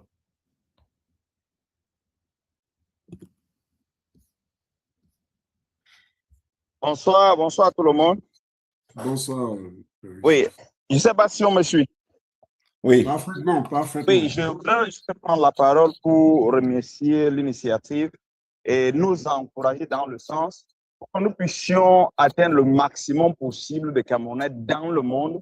Il faudrait que chacun puisse prendre la responsabilité de partager au moins 5 fois par jour. Parce qu'il y a parfois, ça passe inaperçu dans les forums. Si chacun parmi nous, nous sommes peut-être 25 ou 26 ou 30, prend la responsabilité de partager au moins 1 fois par jour, ça fait peut-être another 30 people like they can take a survey. So, vraiment, j'ai été très content pour la structure, même comme parfois peut-être dans une chambre peut-être bien fermée, on pourra aussi discuter de certains nombres, de certaines reformulations de questions, mais c'est déjà quelque chose comme un trésor. Beaucoup de courage à nous tous. Je pense, la patrie ou la mort nous vaincront. Donc, beaucoup de courage à nous. Merci. Merci, merci, Dr. Yusuf. Merci. Another Cameroonian inspired, and that's the movement that we're building. Thank you very much. Yeah. So Leopold, would you want to introduce the results, the analysis of the results? So we've shown people the questions, the graphics, the representation, but what does this mean in terms of when we reflect on the kind of country that we want? And that's really the essence of the exercise that we're going to do going forward. Tout à fait, Harry. Nous sommes partis des résultats statistiques que nous venons de présenter pour pouvoir maintenant faire une analyse comparative des deux. Parce que l'une des choses remarquables que nous avons vues tout à l'heure, dans le terme de l'espoir des jeunes Camerounais, c'était déjà la diversité, parce que la diversité arrive en deuxième position. Et donc, ce sondage déjà nous présente de bons éléments de cette diversité-là. Parce que la manière avec laquelle les sondages sont répondus en anglais complémente la manière avec laquelle c'est répondu en français. Et donc, c'est une richesse remarquable. Et je le redis, au-delà de tout ce qu'on pourrait croire, non, les Camerounais sont beaucoup plus unis qu'on ne le pense. Unis dans leur façon de penser, unis dans leur façon de penser l'avenir du Cameroun. Et donc, c'est cette analyse-là que nous allons essayer de faire ressortir, que nous avons fait ressortir à travers les éléments que tu vas nous présenter. Et c'est vraiment riche. Et ce qui pensait nous diviser, et cela est dit dans la chanson, dans notre jingle, ce qui pensait nous diviser, au contraire, nous devons nous appuyer sur ça pour pouvoir nous rapprocher davantage. So, on va lancer donc en français d'abord et après. Tout à fait. Merci, Harry. Allez, on plonge tout de suite dans le vif du sujet avec le décryptage d'une enquête absolument fascinante, le fameux projet C de 2026. Ce qu'on va analyser aujourd'hui, c'est ni plus ni moins les prémices d'une transition démocratique historique au Cameroun. Ce n'est pas tous les jours qu'on voit des données qui offrent une radiographie aussi nette d'une nation à la croisée des chemins. En fait, on assiste à une véritable rupture politique. Les citoyens réclament massivement une ère démocratique plus moderne et surtout beaucoup plus solidaire. Alors pour démarrer, il faut qu'on pose cette question parce que c'est vraiment le paradoxe qui est au cœur de toute cette analyse. Imaginez un peu la situation. Comment est-ce qu'on peut ressentir une fierté nationale immense et en même temps n'avoir absolument plus aucune confiance en ses institutions ? C'est complètement contre-intuitif, non ? En général, quand l'État va mal, le sentiment d'appartenance s'effondre avec. Mais là, les chiffres nous montrent exactement le contraire. Et ça, c'est quelque chose qu'il faut absolument comprendre. Bon, accrochez-vous parce que ce chiffre est tout simplement brutal. 1,5%. C'est la proportion minuscule de citoyens anglophones qui déclarent encore faire confiance au gouvernement, au Parlement ou à la justice. C'est quasiment rien. À ce niveau-là, on ne parle plus d'une petite grogne passagère ou d'une simple insatisfaction. On est face à une crise de légitimité totale, un effondrement de la confiance qui appelle des réponses structurelles massives. Pour y voir clair, voici comment on va structurer notre décryptage. 1. La fierté nationale paradoxale. 2. Les priorités divergentes entre anglophones et francophones. 3. Le lien entre jeunesse, économie et méfiance. 4. Les nouveaux acteurs du contrat social. 5. La décentralisation. Et enfin, on terminera sur cette idée forte de citoyens qui exigent de devenir les copropriétaires de leur constitution. Allez, premier axe, cette fameuse fierté nationale paradoxale. C'est la clé pour comprendre comment la population parvient à séparer l'État de la nation. Les chiffres parlent d'eux-mêmes. Chez les anglophones, la fierté nationale culmine à 90%, alors que la confiance institutionnelle, on l'a vu, stagne à 1,5%. Et du côté des francophones, c'est la même dynamique. 72% de fierté nationale pour seulement 13% de confiance envers les institutions. Qu'est-ce que ça nous dit ? Eh bien que le pays traverse une crise de l'organisation du pouvoir et non une crise du peuple lui-même. En clair, l'amour du pays reste intact, mais le système politique actuel, lui, est totalement rejeté. On passe à notre deuxième point, anglophones et francophones, des priorités divergentes. Même s'il y a un vrai désir commun de changement, les deux groupes linguistiques ne voient pas les urgences du même œil. D'un côté, les anglophones mettent le paquet sur la réforme institutionnelle, la qualité du leadership et l'intégration égalitaire. C'est vraiment une question de rapport à l'État central pour la minorité linguistique. De l'autre côté, la majorité francophone se focalise plutôt sur la justice sociale horizontale, l'économie et le marché du travail. Bref, pour les uns, l'urgence est structurelle, pour les autres, elle est avant tout socio-économique. Troisième partie de notre analyse, la jeunesse, l'économie et la méfiance institutionnelle. Pour comprendre cette urgence économique, il faut se pencher sur la démographie. Du côté francophone, on a affaire à une population nettement plus jeune, avec énormément d'étudiants. Logiquement, décrocher un premier emploi, c'est l'obsession numéro 1. Du coup, quand ces jeunes font face à des inégalités ou au favoritisme ethnique, ils ne voient pas ça comme de simples débats de salon. Pour eux, ce sont des murs qui bloquent leur survie économique et toute idée de méritocratie. La corruption devient une menace existentielle, littéralement. Et c'est exactement pour ça que la méfiance envers les institutions est aussi profonde. Ils ont le sentiment tenace que le système est truqué d'avance. Mais alors, face à ces constats différents, regardez cette incroyable convergence. Quand on parle de limiter les mandats présidentiels, tout le monde est d'accord. On est à plus de 98% d'approbation chez les anglophones et presque 98% chez les francophones. C'est un véritable raz-de-marée. Malgré leurs divergences au quotidien, la quasi-totalité des citoyens s'accordent sur cette solution choc. Pour eux, c'est le rempart constitutionnel absolu pour renouveler le leadership et freiner la corruption systémique. Ce qui nous amène à notre quatrième point, les acteurs du nouveau contrat social. Avec un tel consensus sur ce qui ne va pas, les citoyens savent exactement qui ils veulent voir à la table des négociations pour arranger les choses. Ils exigent que la société civile et les autorités traditionnelles soient officiellement reconnues dans la Constitution. Et attention, ce n'est pas juste pour le symbole. L'objectif, c'est d'en faire de véritables contre-pouvoirs face à l'exécutif, de vrais piliers d'un contrat de confiance décentralisé. En fait, c'est la volonté d'en finir avec un modèle ultra-étatique pour enfin valoriser les structures sociales qui maintiennent déjà la paix sur le terrain. Cinquièmement, la décentralisation et les garanties institutionnelles. C'est là que la bataille contre l'hyper-présidentialisme prend tout son sens. Les exigences des anglophones sont particulièrement nettes sur ce point. Une écrasante majorité, frôlant souvent les 100%, réclame des garanties constitutionnelles en béton armé pour protéger les communautés linguistiques. Et plus de 95% exigent que chaque région pèse vraiment, de manière égale, dans les décisions nationales. C'est un carton rouge magistral envoyé au pouvoir centralisé, actant l'échec d'une gouvernance verticale à assurer l'égalité. Mais attention à ne pas s'y tromper. La décentralisation réclamée ici n'a rien à voir avec de la division. Bien au contraire. Elle est vue comme le meilleur outil pour renforcer la fierté nationale et répartir le pouvoir équitablement.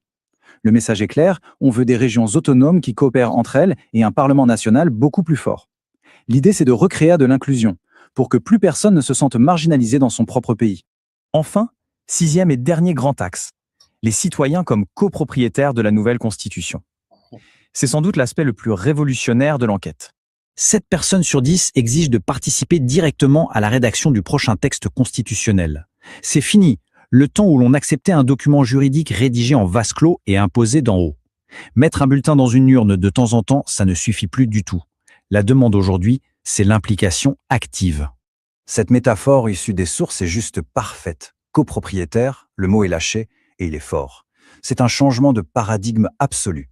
Les citoyens ne veulent pas juste qu'on rafistole l'État, ils exigent d'être à la table des architectes pour rebâtir le contrat social de A à Z. Ils considèrent que le pouvoir doit émaner directement d'eux. C'est la fin du statut de simple sujet de la loi. Alors, pour conclure, la vraie question qui se pose maintenant, c'est est-ce que ce consensus populaire inédit sera l'électrochoc qui permettra enfin de sortir de l'impasse politique ? On a d'un côté une jeunesse qui réclame la méritocratie et de l'autre des communautés qui exigent une égalité institutionnelle réelle. Tout cela converge vers une immense soif de modernité et de solidarité. Reste à voir si cette volonté farouche de devenir les architectes de demain se concrétisera. En tout cas, on assiste à une dynamique citoyenne fascinante qui pourrait bien redessiner l'avenir du pays. C'est clairement un dossier à suivre de très près. Dossier à suivre de très près. Absolument, oui. Je pense que c'est très, très révélateur ce qu'on est en train de... Juste une petite observation sur le premier point, la fameuse fierté paradoxale, en fait. C'est-à-dire que nous l'avons évoqué au tout début, quand on comparait la Constitution de 61 à celle de 96. C'est-à-dire que le fameux dualisme État-nation. Et nous avons vu que la nation devrait être au-dessus de l'État. Oui. Et sinon, ça aboutit justement à ce que nous mesurons là, la méfiance envers les institutions. Et donc, cet hyper-présidentialisme, c'est-à-dire que cette hyper-centralisation, les gens, les Camerounais voudraient que les choses soient un peu plus réparties. Donc, voilà un peu... I think, if you don't mind my adding, I think it's important that we say this also in English. Yeah. The view of the importance of the state over the nation or the nation over the state, because right now, the system that's prevalent in Cameroon is where the state has precedence over the nation, so over citizens. But what we are seeing, both in English and in French, especially in English, but more so in both, is that citizens want the nation to be primordial, to stand over the state, over institutions. Citizens should control that. It's a very, very fine but important difference. Yeah. Il faut quitter l'étatisme. Un terme cher à notre groupe, l'étatisme. And now we will watch this in the analysis in English, and then after that we're going to open for. Hey everyone, and welcome to This Explainer. Today we are diving deep into the initial findings of a truly fascinating constitutional survey from the Once for All campaign, which was conducted by Project C. Now, if you follow the political narratives in Cameroon, you'd probably think the country is just hopelessly divided along linguistic lines. But as we're going to see when we unpack this data, a massive, surprising truth about the nation's constitutional future emerges. Our goal today is to figure out just how deep these perceived divisions really go. More importantly, what actually unites everyone. All right, so here's our roadmap for today. We're going to hit 6 key. Sorry. Relance-nous ça, s'il te plaît. Okay, I'm not sure what. Nous avons la radio, mais on voudrait la télé. Okay. I'm going to do this again once more. I'm not sure what first maneuver I did there. But... Okay. Hey everyone, and welcome to This Explainer. Today we are diving deep into the initial findings of a truly fascinating constitutional survey from the Once for All campaign, which was conducted by Project C. Now, if you follow the political narratives in Cameroon, you'd probably think the country is just hopelessly divided along linguistic lines. But as we're going to see when we unpack this data, a massive, surprising truth about the nation's constitutional future emerges. Our goal today is to figure out just how deep these perceived divisions really go, and more importantly, what actually unites everyone. All right, so here's our roadmap for today. We're going to hit 6 key areas: beyond apparent divisions, 2 perspectives, 1 nation, the pride paradox, pillars of national consensus, local governance, and finally, co-authoring the Constitution. Let's jump right into part 1, beyond apparent divisions, focusing on the profound crisis of institutional trust. Okay, we have to start by establishing our baseline, and frankly, the contrast in institutional trust here is absolutely staggering. The fundamental driver for reform isn't actually citizens fighting each other. Trust in government, parliament, and the judiciary sits at a very low 13% among francophones. But among anglophones, it plummets to a shocking 1.5%. Just think about that. It's basically zero. This is our first major clue. The crisis we are dealing with is deeply institutional. It's a complete systemic failure of the state to earn trust, not some organic, deep-seated rift between the people themselves. Which brings us to section 2. 2 perspectives, 1 nation, and how this translates into diverging immediate priorities. So, this shared crisis of trust actually manifests in very different expectations between the linguistic communities. For francophones, driven largely by a younger demographic, the concerns are heavily rooted in socioeconomic realities. Their focus naturally gravitates toward things like unemployment, finding jobs, and dealing with perceived ethnic inequalities. Basically, they're looking at horizontal tensions. Anglophones, on the other hand, are looking at something distinctly different. They prioritize structural things, institutional governance, national identity, and the actual quality of political leadership. They are way more focused on the vertical tensions between the regions and the central state. Ultimately, while both groups are totally fed up with the status quo, francophones are demanding socioeconomic justice and anglophones are demanding structural and governance reforms. Moving on to section 3, the pride paradox, national pride amidst profound distrust. This brings us to what is honestly the most mind-bending contradiction in the entire dataset when it comes to national identity. Remember how we just talked about anglophones having an abysmal 1.5% trust in state institutions? Well, despite that, a massive 90% of them express strong national pride. That's compared to 72% for francophones. So we really have to ask ourselves, make it make sense. Why do the people with the absolute lowest trust in the state express the highest pride in the nation? Well, the data gives us a pretty clear answer. There's a massive distinction between the nation and the state. Anglophones maintain a really deep, genuine attachment to the Cameroonian nation, but they are just profoundly dissatisfied with the state apparatus itself. Their understanding of this whole crisis is institutional, not communal. All this high national pride actually points to a strong desire for equal integration within the national framework, rather than some urge to separate. What they're demanding are robust constitutional guarantees. We're talking strict parliamentary oversight, total regional equality, and real protection for linguistic communities. They want a constitution that acts as a genuine covenant of trust, ensuring no single group can ever dominate another. Let's pivot to Section 4, Pillars of National Consensus, where we'll look at the massive shared constitutional roadmap. Now, this is where the constitutional convergence becomes incredibly clear. 98.5% of Anglophones, and that is matched almost identically by 97.8% of Francophones, agree on the absolute necessity of strict presidential term limits. This isn't just a minor tweak in policy preference, it's a unified, nationwide demand to stop the hyperconcentration of central power. Both groups fundamentally agree that limiting executive power is step number one to protecting citizens. And you know, the unity doesn't stop there. An identical 98% across both linguistic communities are demanding permanent constitutional mechanisms for accountability and a relentless fight against systemic corruption. Let that sink in. For almost every single respondent, eradicating corruption isn't just a nice-to-have idea, it is an absolute existential necessity for the Republic to survive and actually flourish. Ultimately, when you boil it all down, both groups agree the nation is facing 5 critical challenges. We have systemic corruption, institutional distrust, governance failures, poverty, and regional inequalities. This proves, beyond a shadow of a doubt, that both communities are fighting the exact same systemic monsters.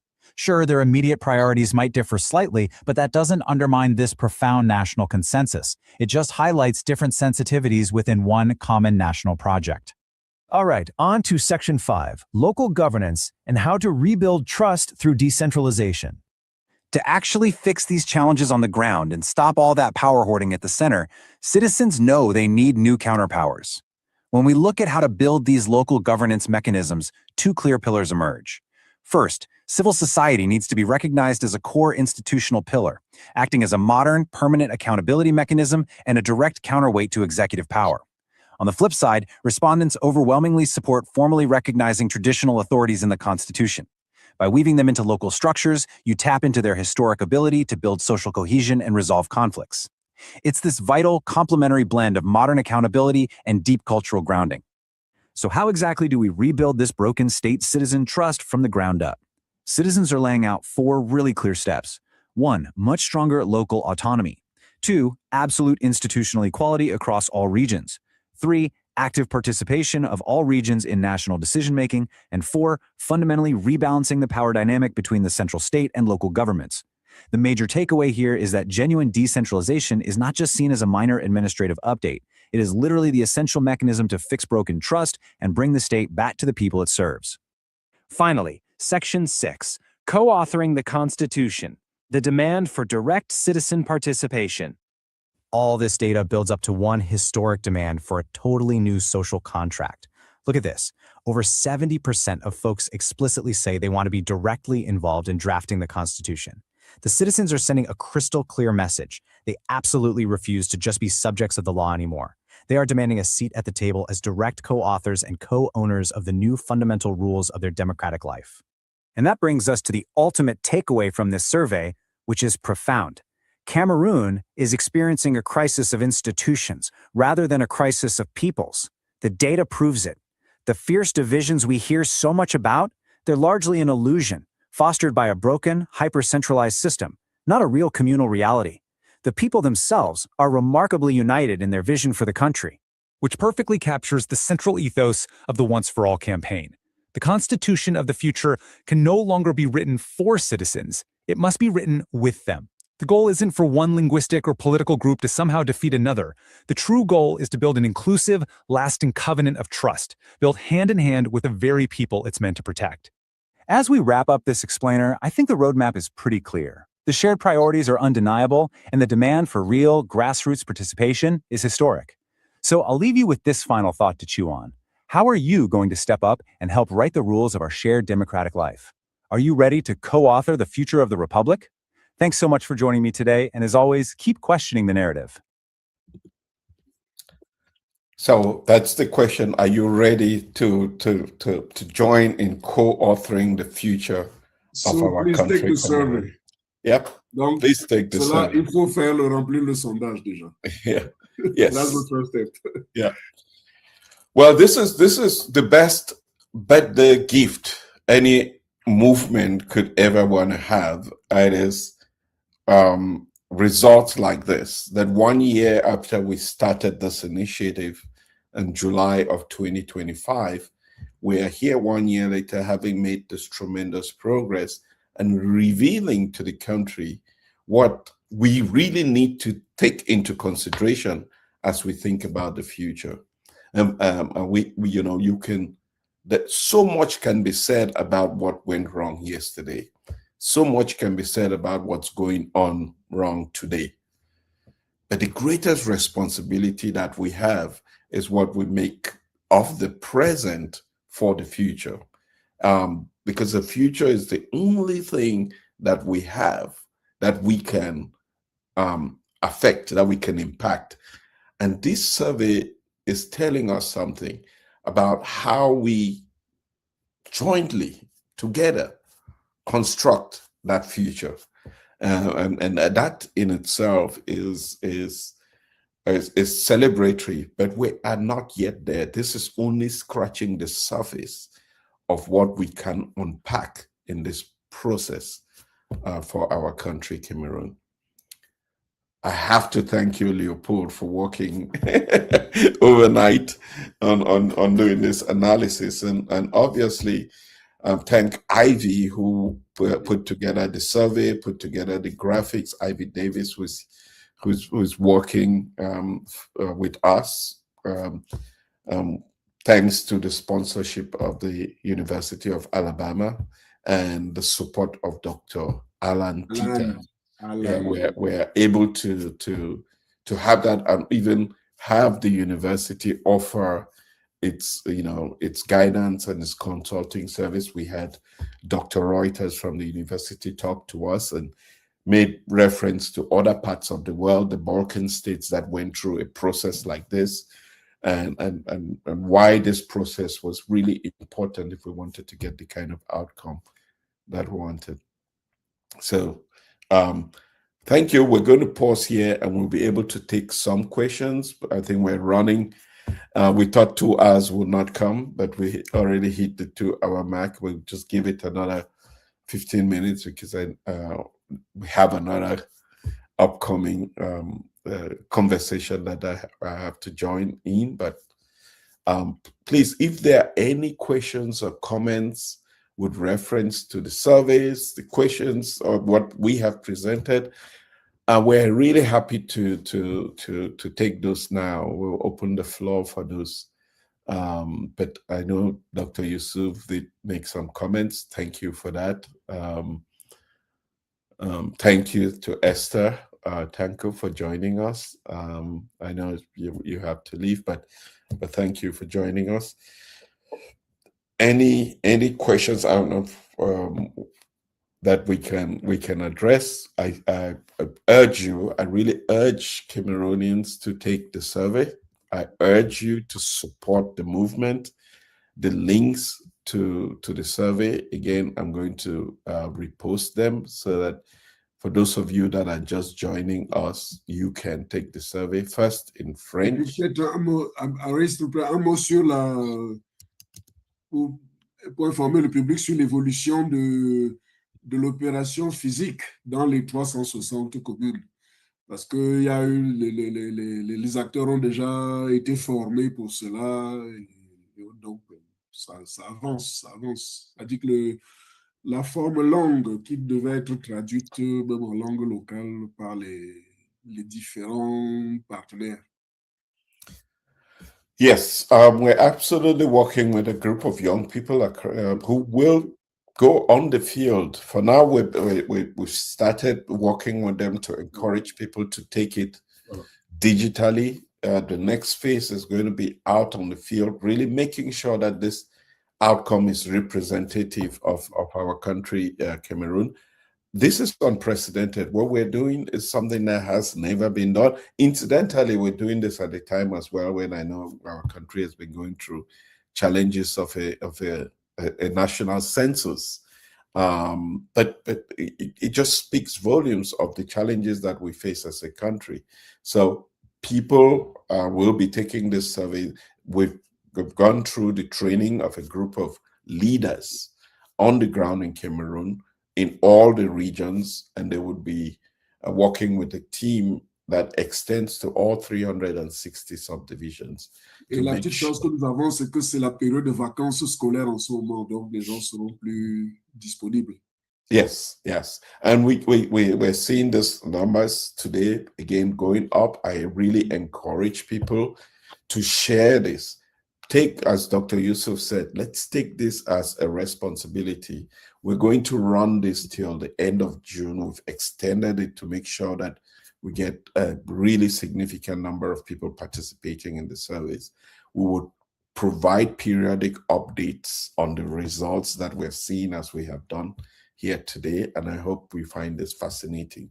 We will be sharing these results on our WhatsApp platforms. C'est ça, c'est disponible sur, en ligne. Ça sera disponible en ligne. Yeah, and we will also be working to publish this across the country, newspapers and blogs, so that people can have access to this and see in real time. Because with every one response that comes in, it's changing the dynamics of the results in real time. So there's no intervening force. You know, again, it's anonymous. You do it in real time. We have the results, and we can publish the results at any one time without very, very transparent process as well. Again, we're also asking for your help to support us from a financial standpoint, for us to be able to mobilize the group of people on the ground to do this work. And then it's just the beginning, because we still have the focus groups that we're going to do. We still have the public debates, the televised debates that we plan to have. And eventually we hope to have a constitutional convention that will finalize everything that we're doing here. But that's the plan. And it's, you know, we would only succeed if we, the Cameroonian people, take our destiny into our hands with this initiative. I do not see any hands up. It means that this is a shock treatment. And ça veut dire qu'ils ont reçu les réponses qu'ils attendaient peut-être dans les dernières vidéos. Hein? Yeah. Donc, il n'y a pas de question. No more question, Your Honor. Yes, Eric. No. I mean, as we wait, so I know in a few minutes you're going to round this up, but I just thought again to come back to this anniversary date, and to actually mention and thank some folks who've been with us through the year in various ways. And if you don't mind, I'll just quickly mention a few of the names here. And the only names I will not mention would be Array, of course, and Leopold and Elizabeth. I will not mention your names. But there's the rest of us. You know, there's Mundi Fomukong, you know, for those who know him. He in some ways, without knowing it, he was, you know, it's one of the rockets that set this, one of the boosters that set this rocket on fire. And then, of course, there's Dr. Alan Tita, you know, who's, I think he's with us today, but been instrumental. There's Christopher Che, who, again, is, you know, played various roles, but lots of other people, Wilson, Judith Mwana, Michael Senze, Herman Fergio, Alan Oyono, the Indefatigable, you know, the Leon Indomitable, and Junior Abena, Marilyn Mamdwa, I call her Mamdwa, Marilyn, Kenneth Frunde, Francois Wakwache, you know, he's been away for a while, but he's based in Rwanda. Lots of other people, Annette Axdal, names that you may not have heard, but they've been instrumental. Terence, Jean-Marie, Aurélie, Kenny Kendo. And then, of course, we'll go to Kingsley, who's been, we talk a lot about Mimi Mefo News and the support that has come from there and from social media. Bernard Ngalim, instrumental. Becky Anonchang, instrumental. And there's no way we'll forget a recent entry, but who's making a difference, and I'm talking about Eniepo Omega. And finally, I'll mention, and Ari has already said it, but Ivy Davis, and who came to us through Dr. Tita and from the University of Alabama. It's been amazing, and the help has been wonderful. So I just thought I'd mention all of that. I hope I got most people. And those I didn't get, Array, please, you'll be the one apologizing to them. All right. No, I think you covered everybody, and this also extends to those of you that have showed up every Saturday. And I see some names here that you have constantly been with us on this journey. And we really do appreciate it. But even beyond that, those of you that have even committed and are making monthly contributions, and yourself to this movement, we want to thank that larger family that is constantly out there, and that sometimes we do not see you. Many people come in incognito. We appreciate this conversation, this participation, and the fact that you are out there. And for those of you that have been advocates of this movement out there as well, thank you for standing with us for a year now. Even with all the weaknesses that we've had, but at the end of the day, we think that we're charting a path forward together. We're asking for more people to be part of this movement, to take ownership of this project, Cameroon, because that's exactly what it is. It is a project that is redefining who we are as a country. So please, thank you for everybody. From a very personal standpoint, I just want to mention Professor Stella Anyangwe. It's always a delight to see her in any of these conferences, and many of us would know who she is, Dr. Anyangwe, and of course there's also Cyril Nietzsche, who's been with us constantly too. Thanks, everyone. Tout le temps, il est très présent. Yeah. Well, lots of people. There's Jane, there's Kado, there's lots of many people who have always been here with us for the last year. I see that Bernard has his hand up, and so I'm going to pass this on to Bernard. We will wrap up momentarily. Before that, I'm going to end up with our music video, which I will play today in English. But let me turn this over to Bernard. Thank you so much, Ray, Eric, and Leopold, for always being there. It's difficult to keep the pace, but for 1 year, you guys have always been here every Saturday, and I'm excited. I'm excited that dedication is paying off, at least with the results of the survey.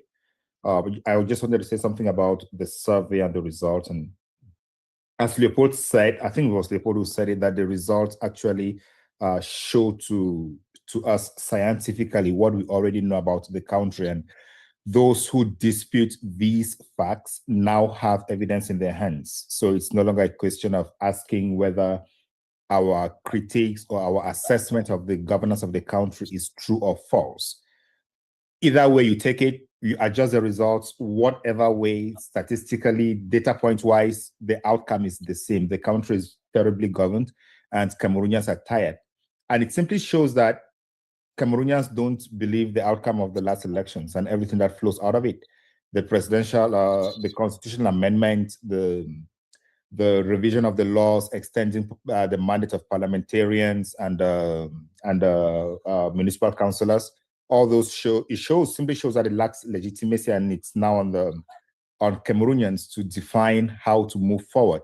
And I like the approach where Cameroonians are showing that they want to partake in elections, in the definition of the constitution of the country. So it's no longer them, the government, giving us a constitution, but us defining what we want for the country and giving it to them.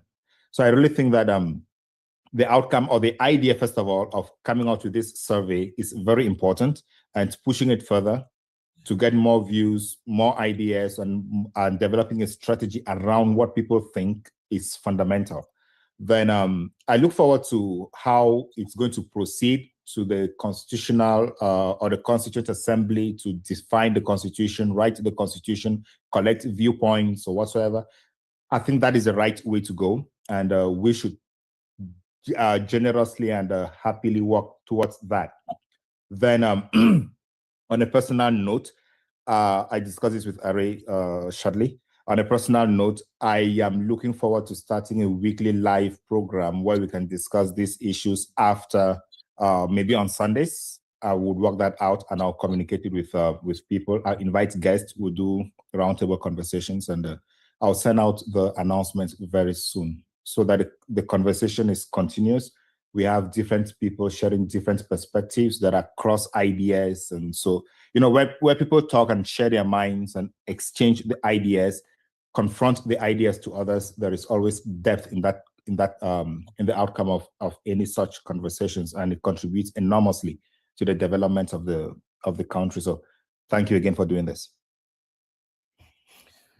Yeah, thank you very much, Bernard, for those comments. We look forward to that. I mean, we've been already collaborating, and we look forward to strengthening that collaboration. And we honestly hope that this leads us to really a new chapter for our country, because nobody else will write that than us. And unless we think about tomorrow, we will be stuck with trying to address the challenge of today. And that is really what this whole process is how do we move forward as a country, thinking about what the next 25, the next 50, the next 100 years would look like for future generations. Paul, if you have any closing remarks, No, I would just ask everybody who is here to just stay on. And once more, I'm going to play this video, because it encapsulates in essence what we're trying to accomplish with this campaign. And I ask for you to like and share this on our YouTube page as well. So I would also be dropping the links in the chat whilst we listen to this.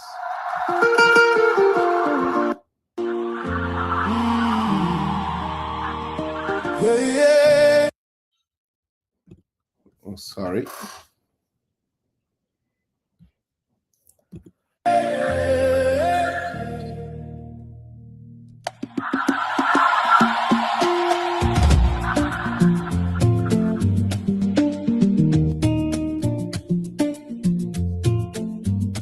For decades, Cameroonians have watched us hope slip through our fingers. Decisions about our future made behind closed doors.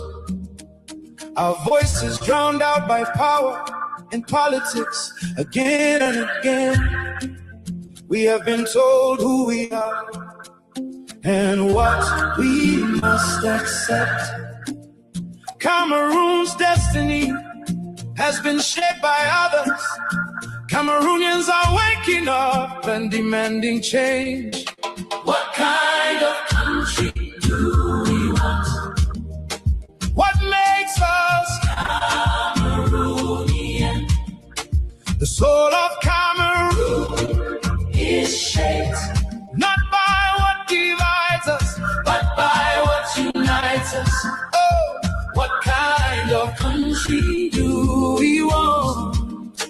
What makes us Cameroonian? Imagine a movement not of politicians, but of people. Imagine every corner of this country, every hamlet, village, town, city, every region, rising together with one purpose, not for an election, not for power, but for one nation, once and for all. Imagine putting country over self, love over hate. Cameroon, not tribe, language, not region. The soul of Cameroon is shaped not by what divides us, but by what unites us. Imagine a movement not of politicians, but of people. This is not a dream, this is Project C. Imagine the street vendors, the motorcycle taxi drivers, the trade unions, traditional rulers, professionals, and the diaspora, working together everywhere for something bigger than any one of us. Oh, for the first time we, the people, will come together to answer the hardest, most important questions. How do we finally lay to rest the ghost of the past and create a future where every citizen belongs? Over the next 4 months, we will listen, we will debate, we will draft a new constitution. Oh, one that reflects our diversity, our dreams, our determination to build a Cameroon of dignity, peace, and prosperity. This is a movement born of the people, for the people. No more decisions made for us, without us. No more waiting for permission to hope. A new Cameroon is possible. Hey, not determined by our colonial past, but by our common future. Join the movement for a new Cameroon. This is Project C. This is a movement born of the people, for the people. A new Cameroon is possible. Join the movement for a new Cameroon.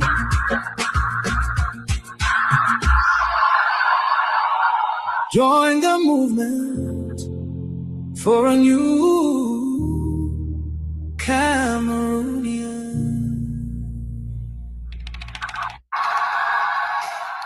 So thank you, everyone, and I'm glad you all stayed to the end. We have this music in French, in English, in Pidgin, because we want the we want to be able to reach out to the max majority of Cameroonians at all levels. So please, I hope that you're inspired by the conversation we've had here today, and we put this in your hands. Take ownership of the process, spread the word, let people participate in the survey, and let's build. Merci de remplir le sondage. Merci, merci, merci. Merci beaucoup tout le monde. Et à la prochaine. We'll be back next Saturday with even more explosive updates on our survey. Thank you.